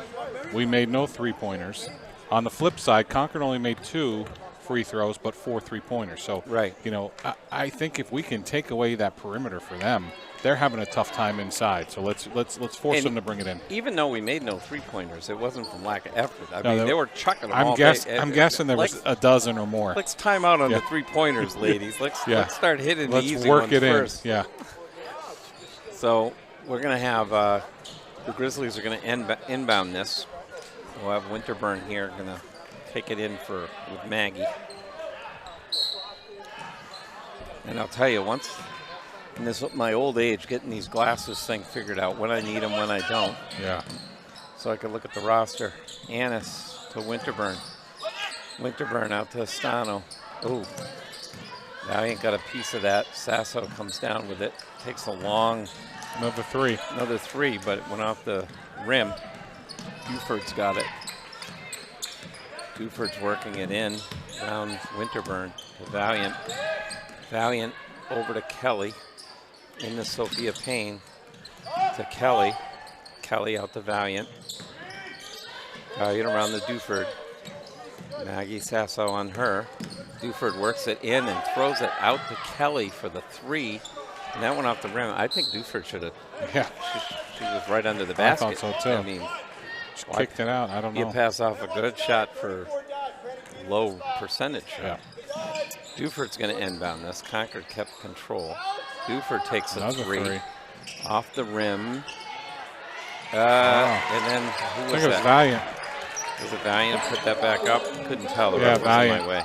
Kind of caught it, threw it up, and went in. Sasso to Winterburn. Back to Sasso. Sasso works up underneath. Oh, great move. What a beautiful play that was. So just right crossover dribble right around her. Right around Payne, yep. And Payne's got to be careful. She's got 3 fouls. Right. Well, Payne played it well. She went straight up. She didn't make it easy. Right. Sasso did better. Astano to Winterburn underneath to Maggie. They can't let Maggie break out. No, there's that transition that we want to run. Let's turn them over and let's go. Valiant to Duford. Duford looks around. She's kind of directing traffic here. Duford to Kelly. Kelly throws it in. Blocked by Astano. Good defense there. Got numbers here. Sasso's got it. She's going to bring it all the way in herself. Good follow by Ella. Good. Ella's right underneath with the rebound. I think we're going to get a timeout here. Concord. So that was a good stretch. Yeah. We outscored them there 6-2. Yep. And exactly what we've talked about many times before is, coaches cliche, defense creates offense. So good defense on this end allowed us to run down the floor in transition and get some easy buckets. Right. Maggie makes a great move here. Another one, if she can pass over, Ella gets a rebound. So if we can play solid defense here, push the ball and run, it takes a lot of pressure off your offense. You don't have to come down and chuck up these three-pointers because you're moving and you're getting layups. So excellent job defensively to turn the tide a little bit here. Yeah, no, that was certainly, they made some adjustments at halftime, and the adjustments that Coach Largy made were really good. And that's why Concord had to take this time out. So. Yeah, kind of reset themselves. And yep, definitely having a little bit more of a problem with it. Yeah. And they were, unlike us in the first quarter, were chucking up a lot of threes. This time they chucked up a lot of threes, but they weren't going in. Yeah, like you said, I think she gave up a really good shot underneath and kicked it out for an average three-pointer. Yeah. Well, less than that at this level. At this level, yeah. At this level, how many? Yeah, I mean, really, high school players are 20% if they're really good. Okay, Kelly into Valiant. Valiant works it in, and I think she drew a foul. Not on Maggie. Did she? Yeah. It's 3 on Maggie. Oh, that's 3 on her. Yeah. Just got her going, too. It's definitely not good. Whitney, a crafty senior, I think she knew Maggie was on her, and she was going to go to the basket and try to get a foul. And she did. She did. So it was good play by her.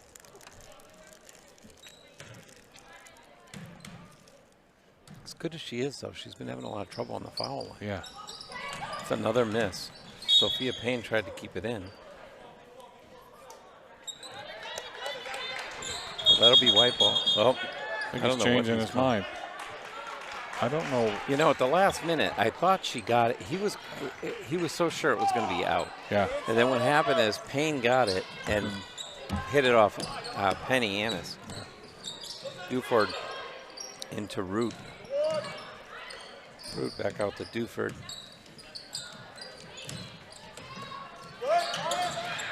And then everybody's on the floor here. Yeah. Stano's got it.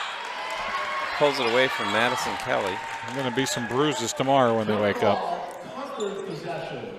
So Concord will still possess this. Kelly inbounds it to Sophia Payne. Over to Duford. Duford goes underneath and Good shot. Chuck up a nice layup there. So Maggie Sasso coming out with it. And again, the Concord's pressing. Yeah. Stano got the ball. Out this. There we go. That's how we got to do it. Out to Winterburn. Winterburn inside to Ella. Oh, good job. Ella just put it right up. Yeah, Ella's got 8. Yep. So they have Duford with the ball, working it down. Winterburn on her. Duford tries to go around. Sophia Payne tried to set a screen. Valiant has it. She's held up on 2. Sasso comes down with that rebound. Ooh, Sasso made a nice play to get wide open. She's going to take a nice long 3, and she hit it. That's what we need her, get her going. So Grizzlies up by 10. Duford coming down with the ball. Winterburn on her. Duford out to Kelly. Kelly into Root. Out to Valiant. Takes a 3, and Valiant hit it. Winterburn now to Sasso, to Winterburn. Back to Sasso. Root on her. Into Ella. Over to Penny Annis underneath. Penny was wide open. And right out to Winterburn. What a nice, that was a nice pass. Good pass. I don't think Penny realized how close she was, and there was nobody on her. Oh, I thought she had somebody on her. That's why she absolutely turned around. nobody. Kelly with the ball. Stano on her. Kelly to Root. Back to Kelly. Kicked it out to Root. To Kelly. Stano on her. Out to Duford. Winterburn's there. Duford comes in, tries to get the 2, just missed. 3 players over on Maggie Sasso in deep. At least somebody wide open down low. Oh, is Payne going to draw a foul? Called white ball there. I thought it was off Abigail, but for a minute I wasn't sure if Payne drew another foul. So Root comes out. I think the officials are going to discuss this, but Smalley comes in. I'm not sure how the official on this side of the floor. Oh, come on. I'm not sure how he can see that from here, but. All right, that's 3 times they've done that. Yeah. And then all 3 went against us. Oh. Anyway, Duford with the ball. Just working in on Winterburn. Kicks it out to Valiant. Valiant put one up. And still with the ball now. Yep. Over to Winterburn. Winterburn looks around to Astano. Kaylee Caps out to Winterburn. Winterburn into Caps. Out to Annis. Back to Winterburn. Oh, right off Kaylee Caps. Nice hard pass there. Yeah. This is what I want to see, though. Goffstown, just take your time when they got the ball on offense now. We're ahead by 9. You could take a little bit more time. Duford with the ball. To Valiant. Valiant works it in underneath the Payne, and Payne missed again. Oh, but good Penny hustle. Annis is right there. Guess he called a travel.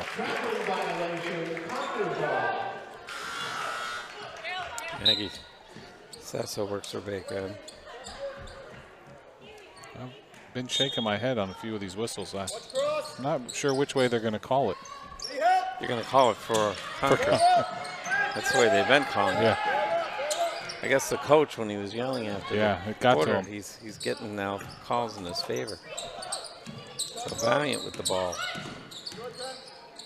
Out to Kelly. Kelly over to Duford. Reese still on her. Oh, she tried to go up with it. No, come on. That's not a foul. Oh, I didn't like that at I all. don't like Caps that looked like she had nothing but ball. Yeah. You heard the slap and it hit the ball. Yeah, I don't like this call at all.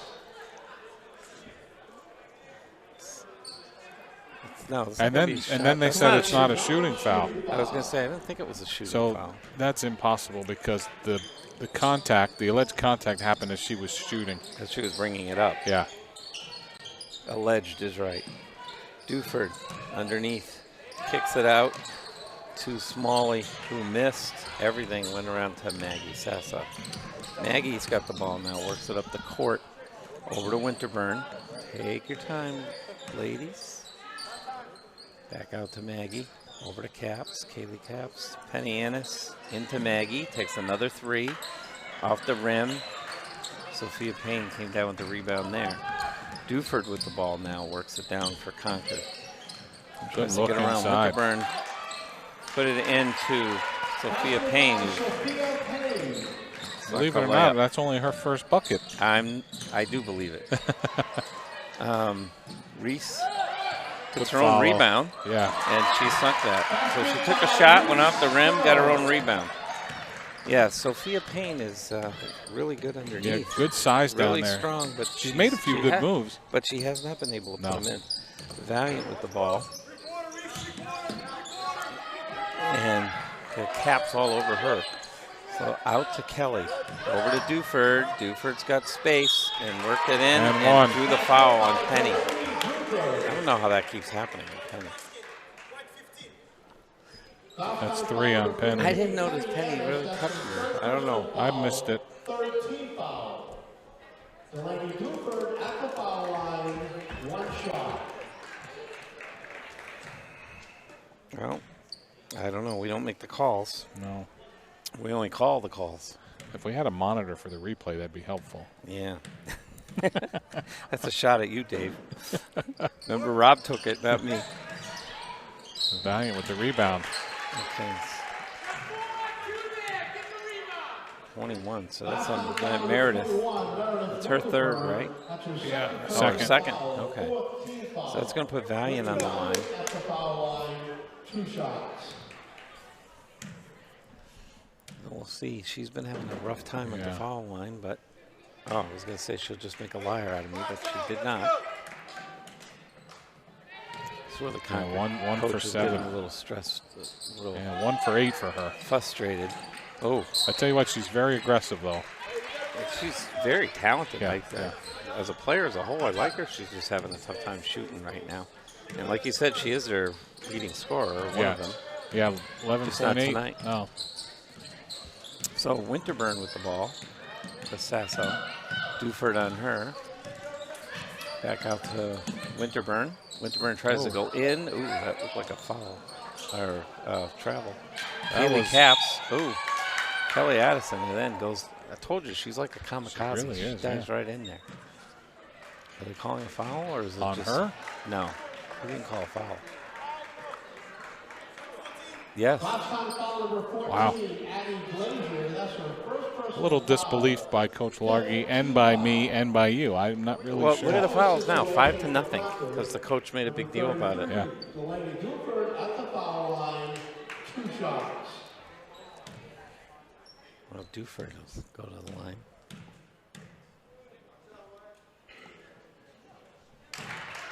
Duford sunk the first one. Tough way to get a foul, man. That loose ball, I'm not sure how you call it on her. I don't know, it's just called jump ball there. Duford sunk them both, so it's 31-36. Grizzlies up by 5. Winterburn in the Caps to Still. underneath Good give the and go. Caps, and Caps got a nice layup. Timeout for the Grizzlies now. Yeah, that was a good give and go. Maggie was under the basket down here on the inbound play, and they didn't give it to her. They got it to the wing out here, and they obviously knew what they were doing. It was a quick feed the post, give and go, and got a layup out of it. Yep. Well, that was good, but the officiating now went the other way. But I know, and we normally don't complain. Yeah, we normally don't complain about the officials. We've had our moments. We have. I'm sure they'll play a highlight reel later about us. I'll tell you, in the 2 games I saw on the road, Salem was, I think, a pretty evenly called game. Yeah. I felt the game in Memorial was actually very poorly officiated, to say the least. Yeah. Especially one of the officials. I don't know what the hell he was watching. What I notice here is the whistle gets blown, but I'm not sure they know what call they're going to make at first. Well, when they have to have a meeting about the call, you know it's not a couple of things. That's true. Duford's working the way down. And, she threw that one away, trying to go to Smalley. Reese still gets the ball. Out to Winterburn now. Winterburn feeds the Caps underneath. Caps goes to go up. She paid for that one. Well, it's whether it was going to be on either Valiant or Payne. Red 3. That's Valiant. That's her third. 2, I think. Yeah, second one. Her, yeah. Roots coming back in for Concord and Morgan Dodge for the Grizzlies. Caps takes a shot just off the rim. Roots coming in for Valiant. Morgan Dodge going in for Winterburn. Caps will take her second shot now. And she hit it 39, so that puts the Grizzlies up by 8. Root little pressure here to Duford. Duford out to Kelly. Kelly looks to pass it in to Smalley, and Smalley takes a long shot and just missed. So that brings us through this quarter. This quarter went by a lot faster. It was a lot more pace. A lot of scoring, and we talked about at halftime we had 21. I said that was low. Now you're back up. We got 39 on the board, so a good third quarter. Maggie got some things going. We got to the foul line. I like it. I think it'll be interesting first couple minutes of the fourth quarter. Yeah, we'll see how it goes. I mean, you got a few girls now that you got to worry about a little bit as far as being in foul trouble on both sides. Correct. And it has been a little bit of a mystery how these officials are going to call this, so it should be very interesting to see what's going to happen. That was very nice of you. Yeah, I'm a nice guy in general. Yeah, and for Concord, Duford has 15, Valiant has 11, so 26 of the 31 from the 2 players. That's where their scoring's coming from. I'd like to see us shut one of them down here. And at least if nothing else, we did shut down on their threes because I don't think they got many threes. They might have got one in that third quarter, right? Yeah, we put up 18 points that quarter, so that's a good offensive quarter for us. So you got starting for the Grizzlies. You're going to have Caps, Kaylee Caps, and Maggie Sasso with Reese, Dodge, and Glazer. Payne steals the ball over to Duford. Duford works it in. Out to Kelly with a wide open 3, and she hit it. Hit that one. Now you got Caps for Sasso. Grizzlies only up by 5 now. Looks like Winterburn's going to work her way back in for the Grizzlies. Caps goes underneath. Tried to do a layup. I think there's wow. That's one I definitely thought was on us. Let's see. It should have been the other way around. So Penny Annis and Winterburn works their way back in for Caps. And I'm very confused. I've seen a lot of basketball over the years. This has really got me confused. Yeah, that was the opposite. Well, all right, that was a makeup call for us, I guess. I guess so. But I just I hate want to to see the- regular calls. Yeah. Whoa, yep. She got poked in the It's eye going to there. be in 23, Just- Smalley. Regardless of who the fouls are being called on, I think the girls are having a hard time understanding how the game is being called. Right. So you don't know what you're doing out there. So Winterburn now is going to inbound this for the Grizzlies over to Maggie Sasso. Maggie goes underneath, puts it up. Oh, went off Maggie and Penny. So Concord will get this ball. Kelly inbounds this to Duford. Duford in deep for Smalley. Oh, stolen by Reese. Jump ball. Oh, okay. I was going to say, if he called her for a foul, I was going to go ballistic here. No, Reese still did a good job. She did a great job, but by rule, both players have to possess the ball, and she was holding the ball all by herself. So I don't know how to jump ball. Anyway, Kelly's going to inbound this over the Valiant. Valiant out to Naylor.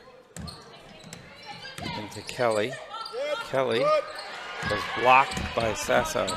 A good over look. to Dodge. Dodge going to go for the layup, Good job. and she sunk it. Beautiful layup. Again, that transition basket, that's we like to get out and run. That's right. So Duford works it down for Concord. She's going to take a long three and went to Naylor. What happened? I'll be honest with you. I'll tell you exactly what happened. Meredith actually boxed her out in a very legal box out. The official didn't see it and thought she threw her out of bounds. I'm very confused. No, these officials are not I calling. demand, Bob, you talk to these guys after the game. I demand I do too. Maggie Sasso. Oh, a lot of bodies throws flying. it up. Maggie takes another shot, hits the two. Penny Ennis seemed to come down pretty hard there, but she looks like she's all right. She's running back at least. Ella's going to come back into the game, probably for Penny. Naylor to Kelly. Kelly works it around to Duford. Duford comes up underneath, and she sunk a layup. Grizzlies have to just slow down offensively, that's all. 43-36. Oh, still made a unchallenged giveaway there. Valiant with the ball. Timeout, Concord. If the Grizzlies can just control now the ball and have very few giveaways, we should be able to hang on to this. If is the big word. Officiating aside. Yeah. We're giving those guys a hard time, but I'm very confused tonight. It's been very inconsistent. Yeah. And, you know, the only thing you can really ask of officiating is that it is consistent. When it's inconsistent, it's very difficult. It's consistently poor tonight. Yes, well, that's true. Let's be positive. Yeah. Be positive, yeah. I'm positive it's lousy. Yeah, definitely. I felt like the second half has been a better flow offensively for both teams and a little upbeat, aggressive style of play. You know, we had a slow start. It was 10-5 at the end of the first. So I think the teams, both of them figured out what they needed to do. And well, I think both teams, too, are taking less of these threes. You know, before, I think in the first quarter and stuff, we saw a lot of times they'd get in the ball and chucking it from almost anywhere in the court. Yeah. So they seem to be taking more of the surer shots and getting the layup. So that's why the scoring has definitely gone up some. So you're going to have Kelly inbounding this for Concord. Obviously to Duford. And you got Meredith Winterburn on her. Up high. Got Valiant down low with Caps on her. Kelly with the ball. Out to Smalley. Over to Duford, who got herself wide open. Tried to go in for a layup, missed. Sasso working her way down. Valiant coming in behind her. Over to Still. And Still was laying right there by herself and put it right up. That was a nice shot for Reese Still. yeah, I remember about a month ago saying the same thing. Reese was in the right spot to receive that pass. Yep. So Smalley's got it to Kelly. Maggie got a piece of it. Kelly tries to go in the Valiant. It's a little aggressive. That one I'm okay with. She kind of pushed him from behind. I don't know if she pushed But she her was or fell over aggressive. her foot. Well, she might have tripped. So we got Kelly inbounding this now. Winterburn was in front of Duford, making it very hard. Oop, Duford's got it. Out to Payne. Payne to Valiant. Valiant with the ball. Out to Duford. Duford puts it up underneath. Oh, Payne came down with it above Maggie. Oh, that went off still, so that's going to be Concord's possession. Kelly with the ball now. Tried to inbound it to Valiant, couldn't do it. Smalley's got it. She works in with a hook. Miss. Winterburn's got it. Winterburn looks up. Yeah. Maggie Sassow. Like, Sassow. so you're back to the old ways. I know, I'm back to the old ways. I won't stay there. Sasso. Timeout. Coach Largy. Got that one just in time. Yeah, that was a possession you didn't want to lose, but Maggie went to the ground and thought maybe she'd lose the ball, so good timeout. So the Grizzlies up by 9. Yeah, I'd like to see him get a good possession right here, work some clock, get a good shot, and then put a little pressure on them, defensively. Yep. Take away that 3. They're having a hard time scoring inside, so. Yeah, luckily Concord's challenged with scoring 2, otherwise this game would look a lot different. But no, the Grizzlies started slow. I think each quarter we saw some progression. Agreed. And they've seemed to get better with each quarter, or stronger in each quarter. Yeah, agreed. Still, there are plays that are sloppy. I mean, there's still a lot of coaching that Coach Largy could look at to do. So, looks like Meredith is going to take a seat, and Estano's going to work her way back in the game. Estano out to Ella, to Caps. Kaylee Caps over to Estano. Oh, Kelly's going to get a foul for a block there on Estano. It's Maddie Kelly's 3rd foul. So the Grizzlies will get possession here, down low. 4 minutes left to go. Maggie Sasso. And she's going to take a long 3. She was centered on that. Ella got it. Ella's going to throw it out of bounds. Not a bad shot, but one of those that I think we could probably find a better shot. Yep, and she had room. She had room to go in. She had time and space. So I'd like to see us attack the rim. Better shot selection is important. Duford with the ball to Smalley. Smalley looks down, tried to feed Payne underneath, and that went. I thought it went out. I guess it didn't.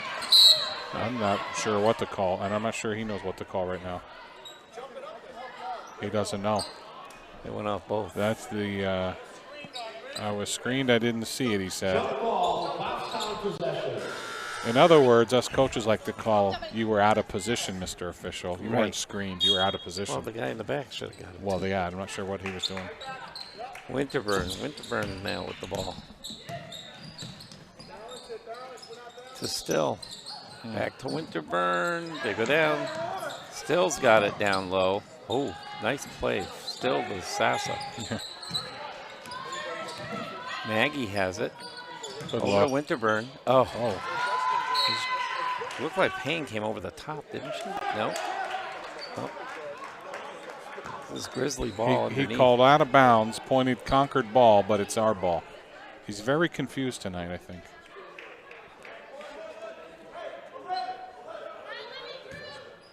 Winterburn with the ball now. Out to Maggie. Maggie. She's trying to work it in underneath. Oh, nice drew a foul again. She drew it on Duford. Yep. That's going to be on 33. Her second. It's only your second, really. That's it, yeah. Well, she's played a very good game, that Duford. For Concord. Yeah, she's very good. She's been very consistent offensively. Yeah. And she hasn't been a liability defensively, so she's played very well. So Maggie sunk that free throw, puts the Grizzlies up by 10 with 3:19 to go. Maggie will take her second shot. And just off the rim, Maggie gets her own rebound, though, to Winterburn, who takes a long 3. And Ella and Valiant fight for a jump ball. This will be Concord's ball.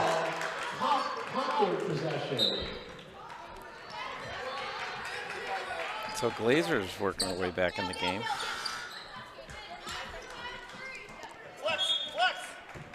Dodge comes back in as well. Morgan Dodge came back in.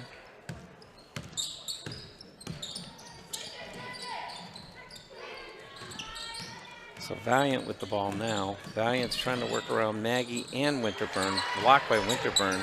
Good job there. Winterburn going up. Over to Sasso. Maggie working her way down the court. Bodies flying everywhere. Back to Maggie. What a crossover. Oh, nice. That was smooth. Beautiful. And you're right, she got centered right underneath it, and you could tell she went up smooth and even there. That crossover dribble she has is unbelievable. Yeah. So Payne over to Duford. Duford with a nice easy layup. So 2.5 minutes. Again, Grizzlies, just slow it down on offense. Take your time. Yeah, Duford's got 19. She's had a really good game. Yep. Like you said, she's been consistent all the way through. Oh, Winterburn tried to check up a layup here. That's going to be a Valiant. Her third. So that'll put Winterburn on the line. Meredith Winterburn at the foul line, 2 shots. Winterburn's second one.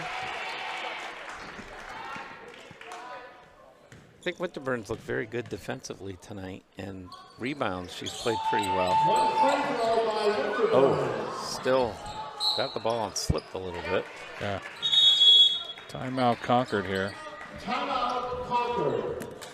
So they're down by 11. 2:15 left. So, again, I think the Grizzlies were playing fairly consistent. Yeah.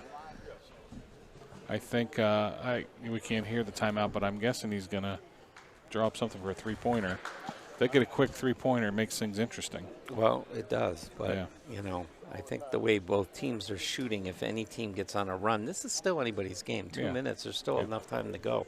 The Grizzlies have to play smart here. I think the key is just keep playing the same way defensively that they have been most of this quarter, and offensively just slow it down and don't take any kind of foolish shots or threes. Let's try to work it in underneath. Yeah, absolutely no hurry under on the bucket. offense. You know, the clock is your enemy at this point. You have a lead. Let that clock run. Make them foul you. Right. So we'll see. I would bet you we're going to see a play to get a three-pointer either for Valiant or Duford. They've been the bulk of all their offense.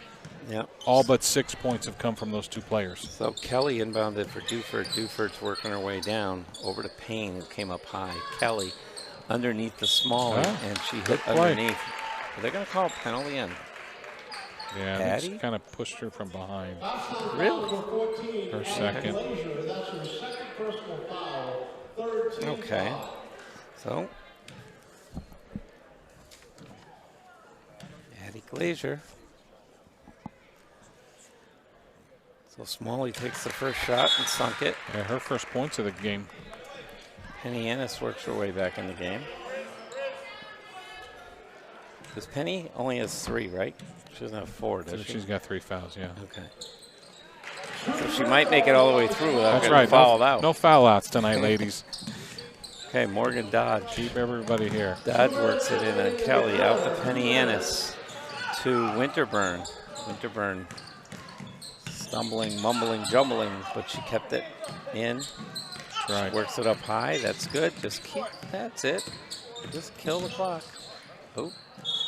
Winterburn threw it in, and it went Kick off ball, Kelly. yeah, they are ball. So Goffstown will keep possession of this. Again, minute 44. They can kill the whole clock here. Yeah. It's a good thing about high school basketball is there's no shot clock. That's right. Unlike in college, where they sometimes put anybody in charge of that shot clock. I don't know how they do that. Yeah.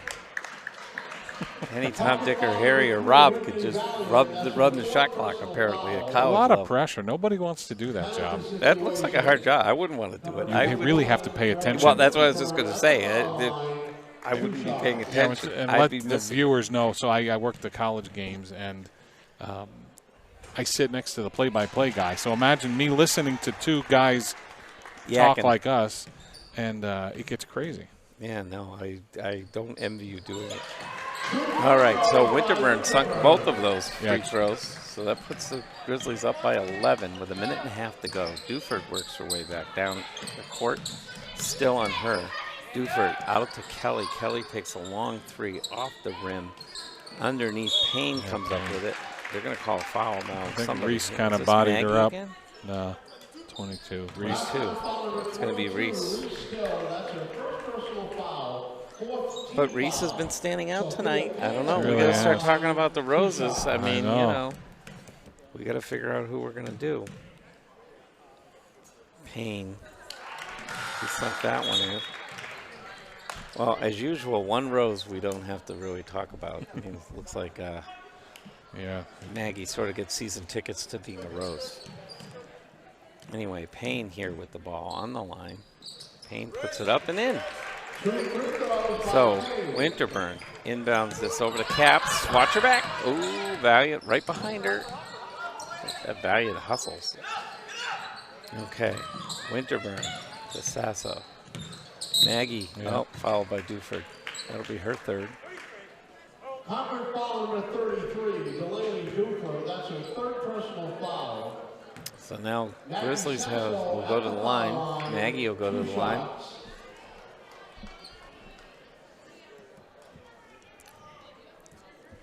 Up by 11.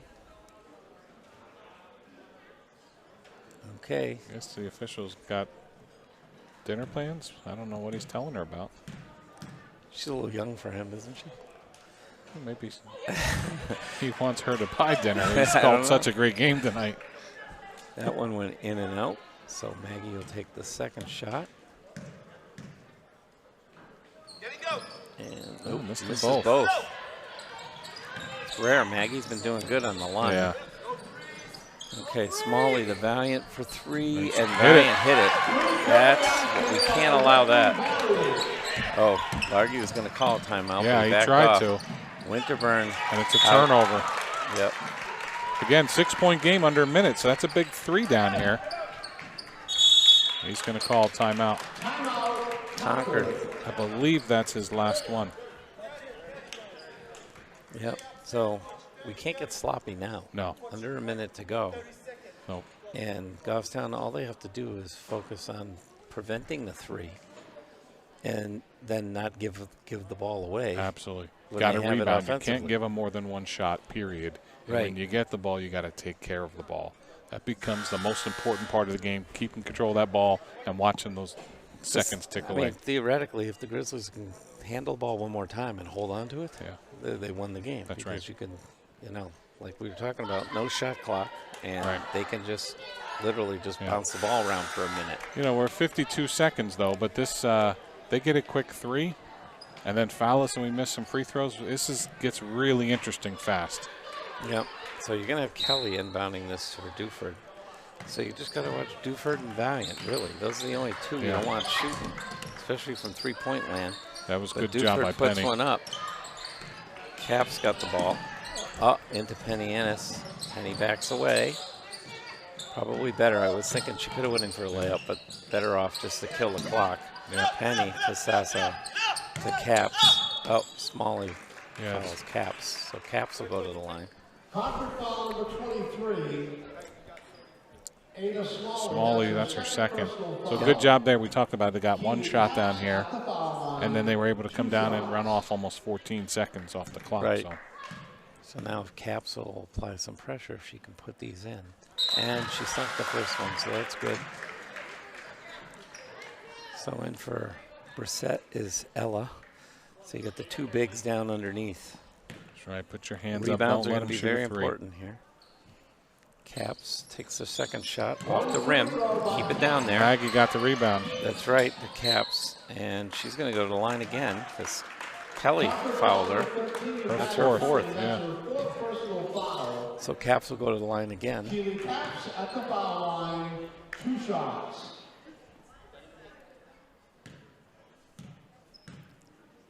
One more bucket, I think, will make it.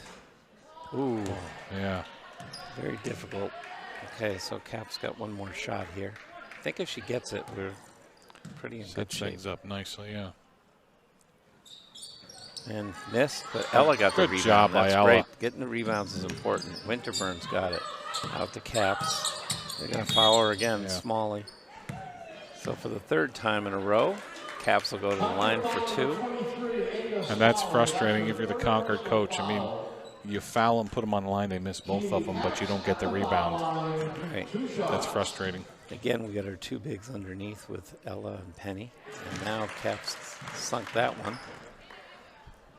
That'll put the Grizzlies up by 8 with 18 seconds to go. And Caps again. Oh, off the rim. Valiant went down hard. I didn't see sure how what she went happened down. there. Ref's calling. White 12, White Ella. 12, Ella. Only Ella's first, but she's making a frowny face. yeah, I'm not.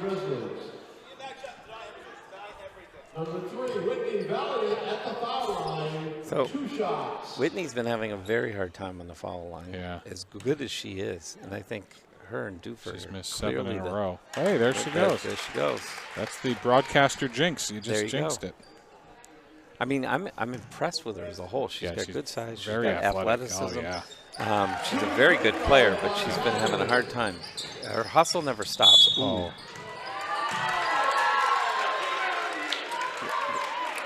Did they call Winterburn? Yeah, for it? called her on the illegal screen.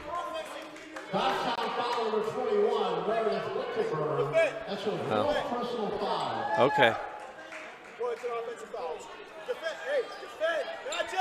This Clearly is- they hit each other, but I thought Yeah, she set a screen. Now, I don't know that she, oh boy.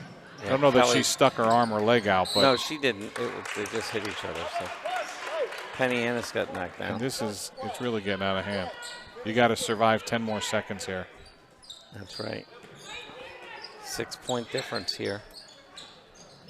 10 seconds left to go. Ooh, Valiant. They're going to call it Caps.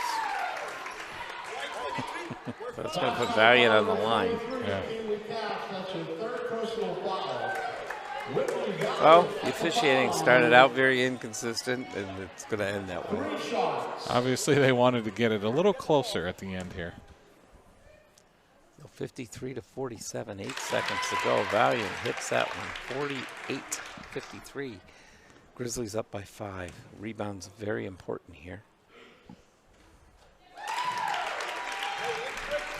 They gave her a 3-pointer? Yeah, she was behind the line. Oh, that's true. 49-53. Uh-oh. Now it gets a little interesting, doesn't it? Well, so Caps will go back to the line for the 4th time in a row. Yeah. 6.4 seconds to go. It's a big one. You got to get one of these. Yeah, at least one of them. Otherwise, you run the risk that a 3/4 court shot goes in and we go to overtime. We don't want that. No, we got to go home. That's true. Bruins are on tonight. All right, there that's we a go. big one. Caps got one, 54. So the Grizzlies up by 4. At this point, don't foul, don't foul. All the Grizzlies are backing out. Yep. So Caps going to take this by herself. And Caps puts it up and in. All right, that's good. Up by 5. Duford coming down. Over to Valiant. Valiant takes a long 3. Wow, that was deep. It was. And that'll end the game. So the Grizzlies win the game 55 to 50. Some sloppiness, some inconsistency. The bright side is it got better as the game went on. It did. And defensively, we started coming together. Yeah, I think there were moments early on where we struggled to find that, offensive consistency, and they figured it out later on. Sloppy moments, but I think the officiating didn't help. And is that you ringing? I mean, are No. you getting a pizza order It's here? not me ringing. I mean, No, that's Al. That's Al Al's ringing. getting a pizza. All right, so we're going to take a quick break. We're gonna and have then we'll have some we're gonna interviews. have 2 roses. Two right? roses tonight. We got to think who's a. Well, We're first not- of all, we'll discuss it All during right, the we'll break. discuss it. So Maggie will be 1 rose, and then we'll have Coach's Corner, 1 more rose. So Dave, we'll take a quick break, and we'll be back.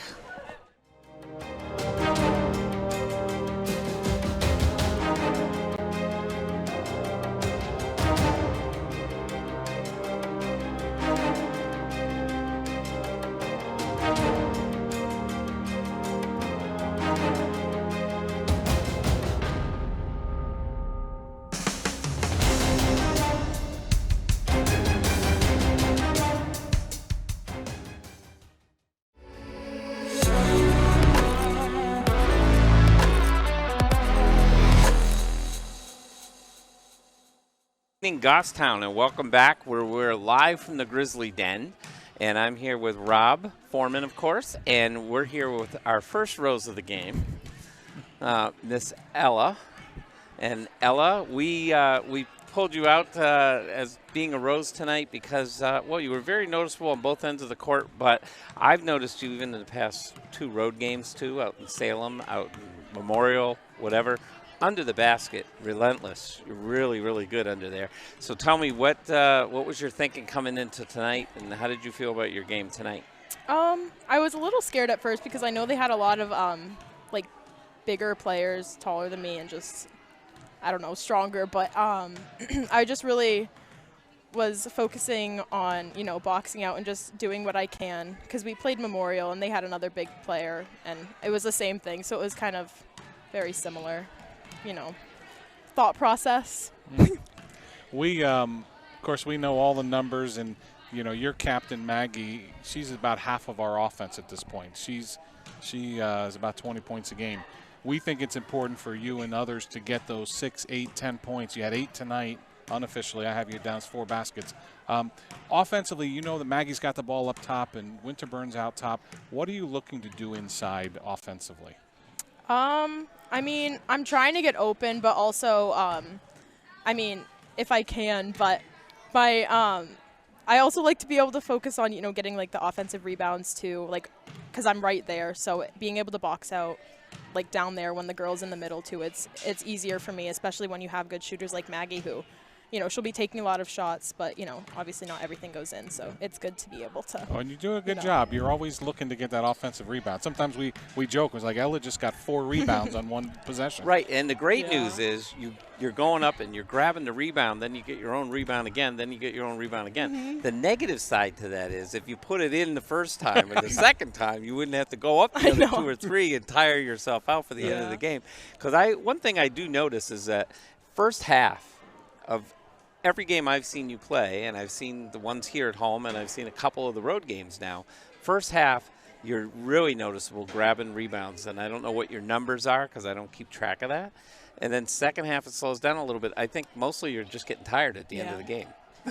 Yeah, I don't know. This is my first year back for basketball because I didn't play last year, and I'm used to volleyball. So I'm, getting back into the whole running thing. Just up and down the court. Yeah. Yeah. Well, we're glad to have you back. Yeah, that's right. It's working out. I just want to read your mind and get good luck with that. Some insight because at the end of the game they called you for a pushing foul. Oh my God. Now You're such a brute. I mean, I watched the whole thing. I didn't really see that. Okay. I just want to make sure we're seeing the correct things over here. Yeah. You want me to just explain? Yeah, what tell happened? us what Okay, so happened. basically, the girl was boxing me out down low, number 3, and Valiant. She's really good. she is very good, but I don't know. She was trying to tell the ref that I was pushing her when I wasn't, but obviously, she's trying to get her shots up over there. So whatever. But then I was trying to go around her, and then she just fell, but it wasn't me. Yeah. Like she purposely fell. Yeah. But, and then they gave her the shots, and Yes. she made them. Yes, so she it was did. great. It was really good. I kind of watched you as you ran by, and you're like, I didn't touch her. I don't know what happened. I swear. I believe you. I saw it. That's Thank right. you. I believe you too. Ella, so far you've been playing great.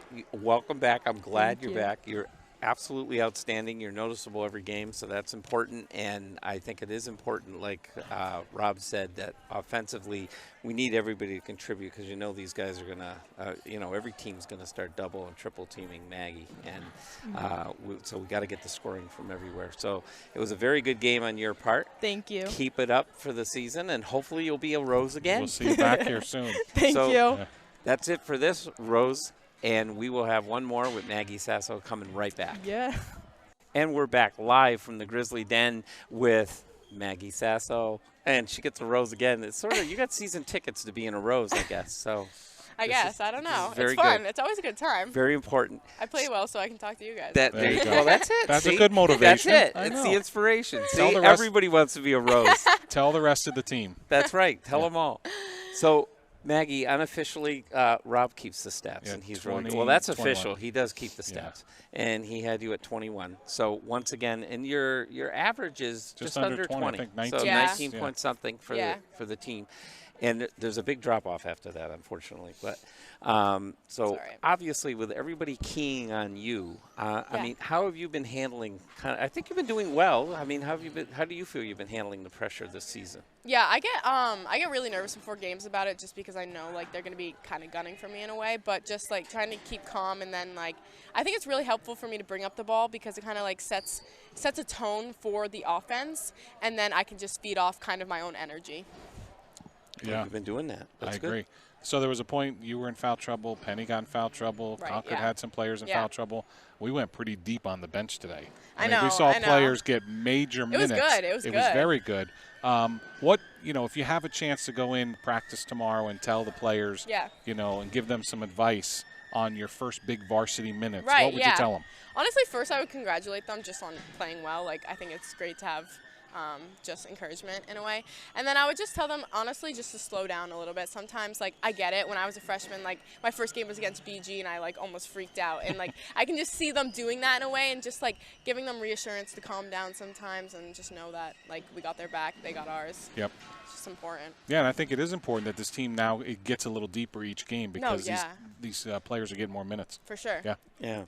And the consistency with you throughout the game was really pretty good. I mean, in the first quarter, though, we had a rough start. It seemed that we were starting slow. Even you was shooting. Yeah. You only had one basket. Yeah. I mean, it was on a free throw in the first quarter. And then second quarter, you came out real different. I mean, did you think that through, or did you just, I mean, what were you saying to yourself on the bench when you came out the second quarter? Yeah, honestly, I've had a couple games where I'm just like, I have a slow start, and I don't know. I don't know if it's mental. I'm still trying to figure it out a little bit, but for the next game, I'll just attack early. I think, well, the attack is the key word. Because we were talking, I think I mean, you guys all, and it wasn't just you. Yeah. It was the entire team. You guys were sure. chucking all the threes Yeah. in the first quarter. And it's like, no offense, but none of you guys are Larry Bird. None of you guys are good enough to hit those threes. She doesn't know who Larry Bird is. Yes, I do. Oh, okay. Yes, I do. Okay. Come on. Okay. So it's just the consistency you got. Once you started driving for the basket, then you were drawing the fouls. Then everything started coming together and clicking. For sure. Yeah. I agree. I don't know who's next on the schedule. I didn't look. Coach's North. No, North. Oh, okay. North. They just beat Concord, actually. Okay. So it could be a good game, right? Good game, yeah. Good. Tell us one thing after you saw that Sunday. I mean, there were 23 free throws in the fourth quarter by both teams. Wow. You guys had 14. They had 9. Pretty sloppy end to the game. Yeah. So give us one thing we're going to build on from this game into the North game. Ooh, that's rough. I would just say consistency. Like, our foul shooting was a lot better this game, and I think that's super important to win games. I mean, we won by 5, and I don't know what we shot from the free throw line, but it was much better. Yeah, it was much better tonight, yeah. It was good. That's what won the game, to be honest. Oh, you won the game at Memorial because of that, too. I already told you that. Yeah, so that's right. Then I botched 2 The only thing I want you to tell her about what you noticed with her I'll tell her off Oh, camera. I'm not going to give the secrets away yet. Oh, you want to coach I'll tell her. All right, that's it for the second rows of the game. Next, Coach's Corner.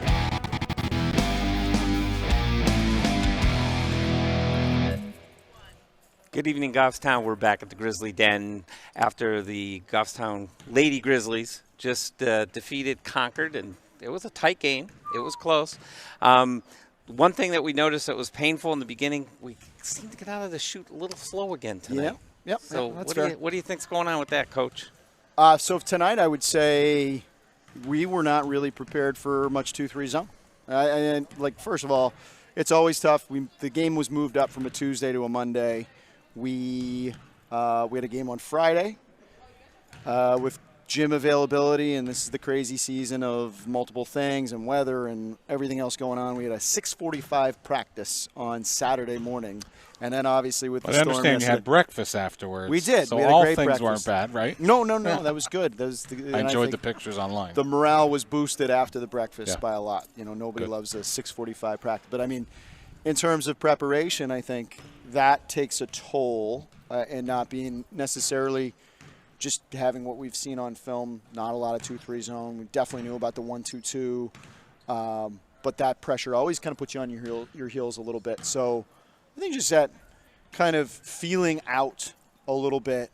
I was concerned too. I was like, how are we going to respond? Because sometimes when we get hit with adversity early, we have not always this season responded positively.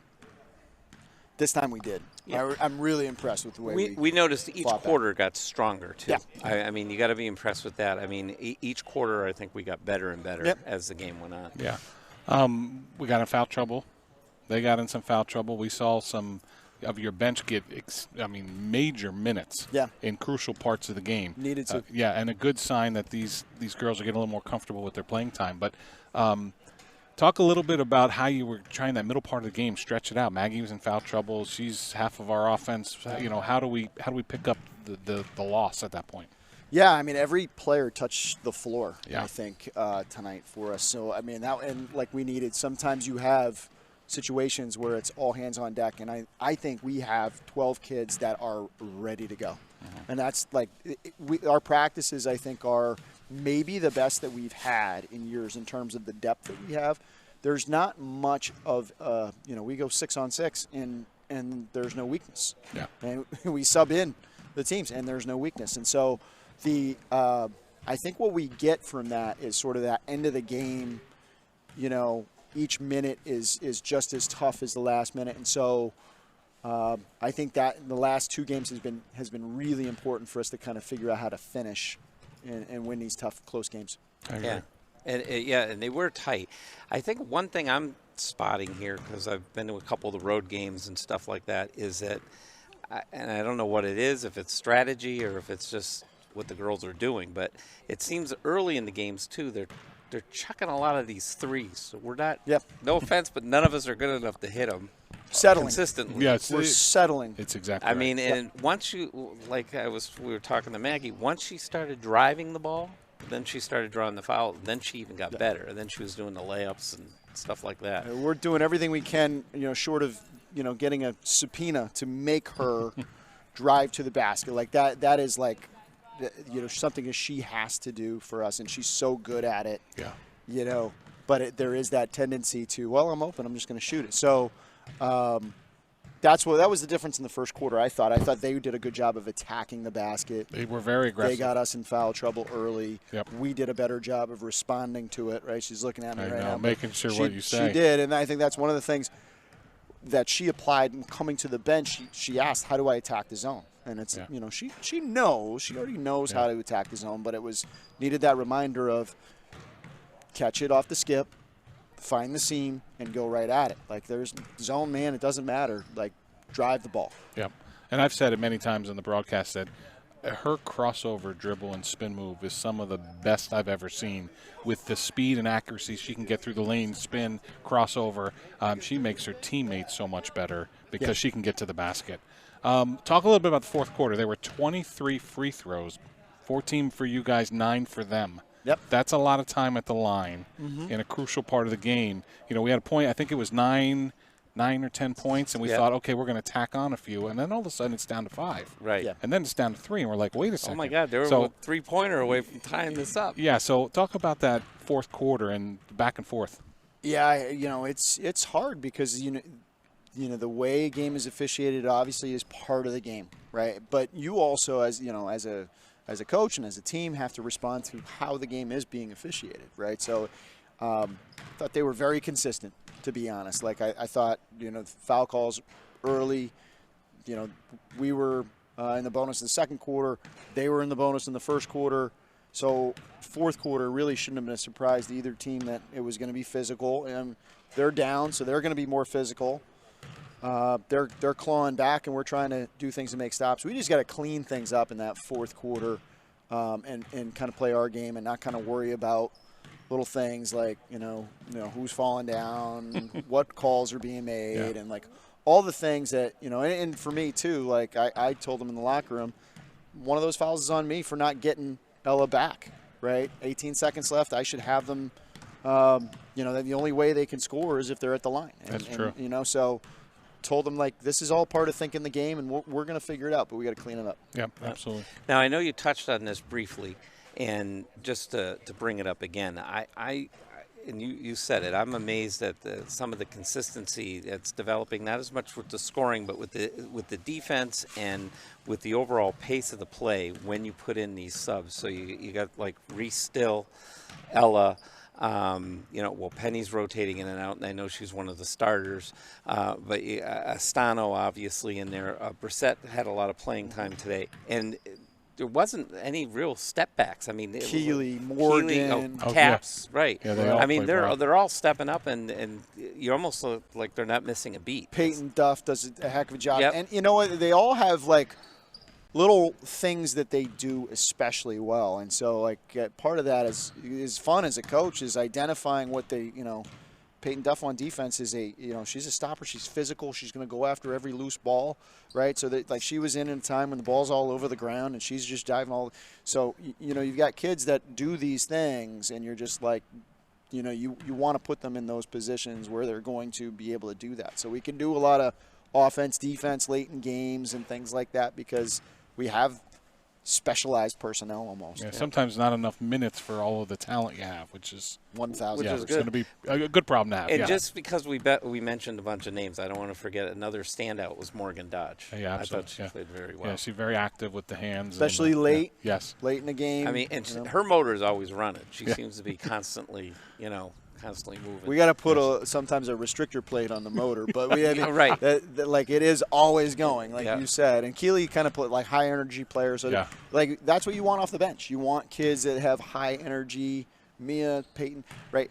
Reese, right? All high energy. Addie Glazier, right? Another one. Yeah, Addie. High Yeah, energy. really good. Yeah. Right? She got her first 3 points, so her first points as varsity. Yep. She got them tonight. Yep.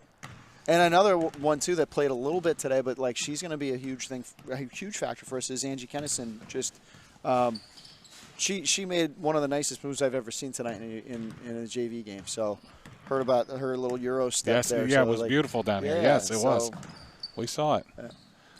Before we go back, I want to thank Dave and Jen who help us out to get through all of this tonight. Right. Game, post-game, all our graphics, and all of it put up with Bob and I. So thanks to Jen staying and up Dave. late for us. I This know. game went a little later than we hoped tonight. I got a 10-year-old with a birthday. It's a brand new 10-year-old. So happy Isla birth, double digits. is 10. Well, See you soon. Right. Hope she's not in bed when you get home. All right, give her a kiss on the head. We're signing out, and good night. Thanks for everything. Coach's Corner, this is it. See ya. Thanks, guys. Bye.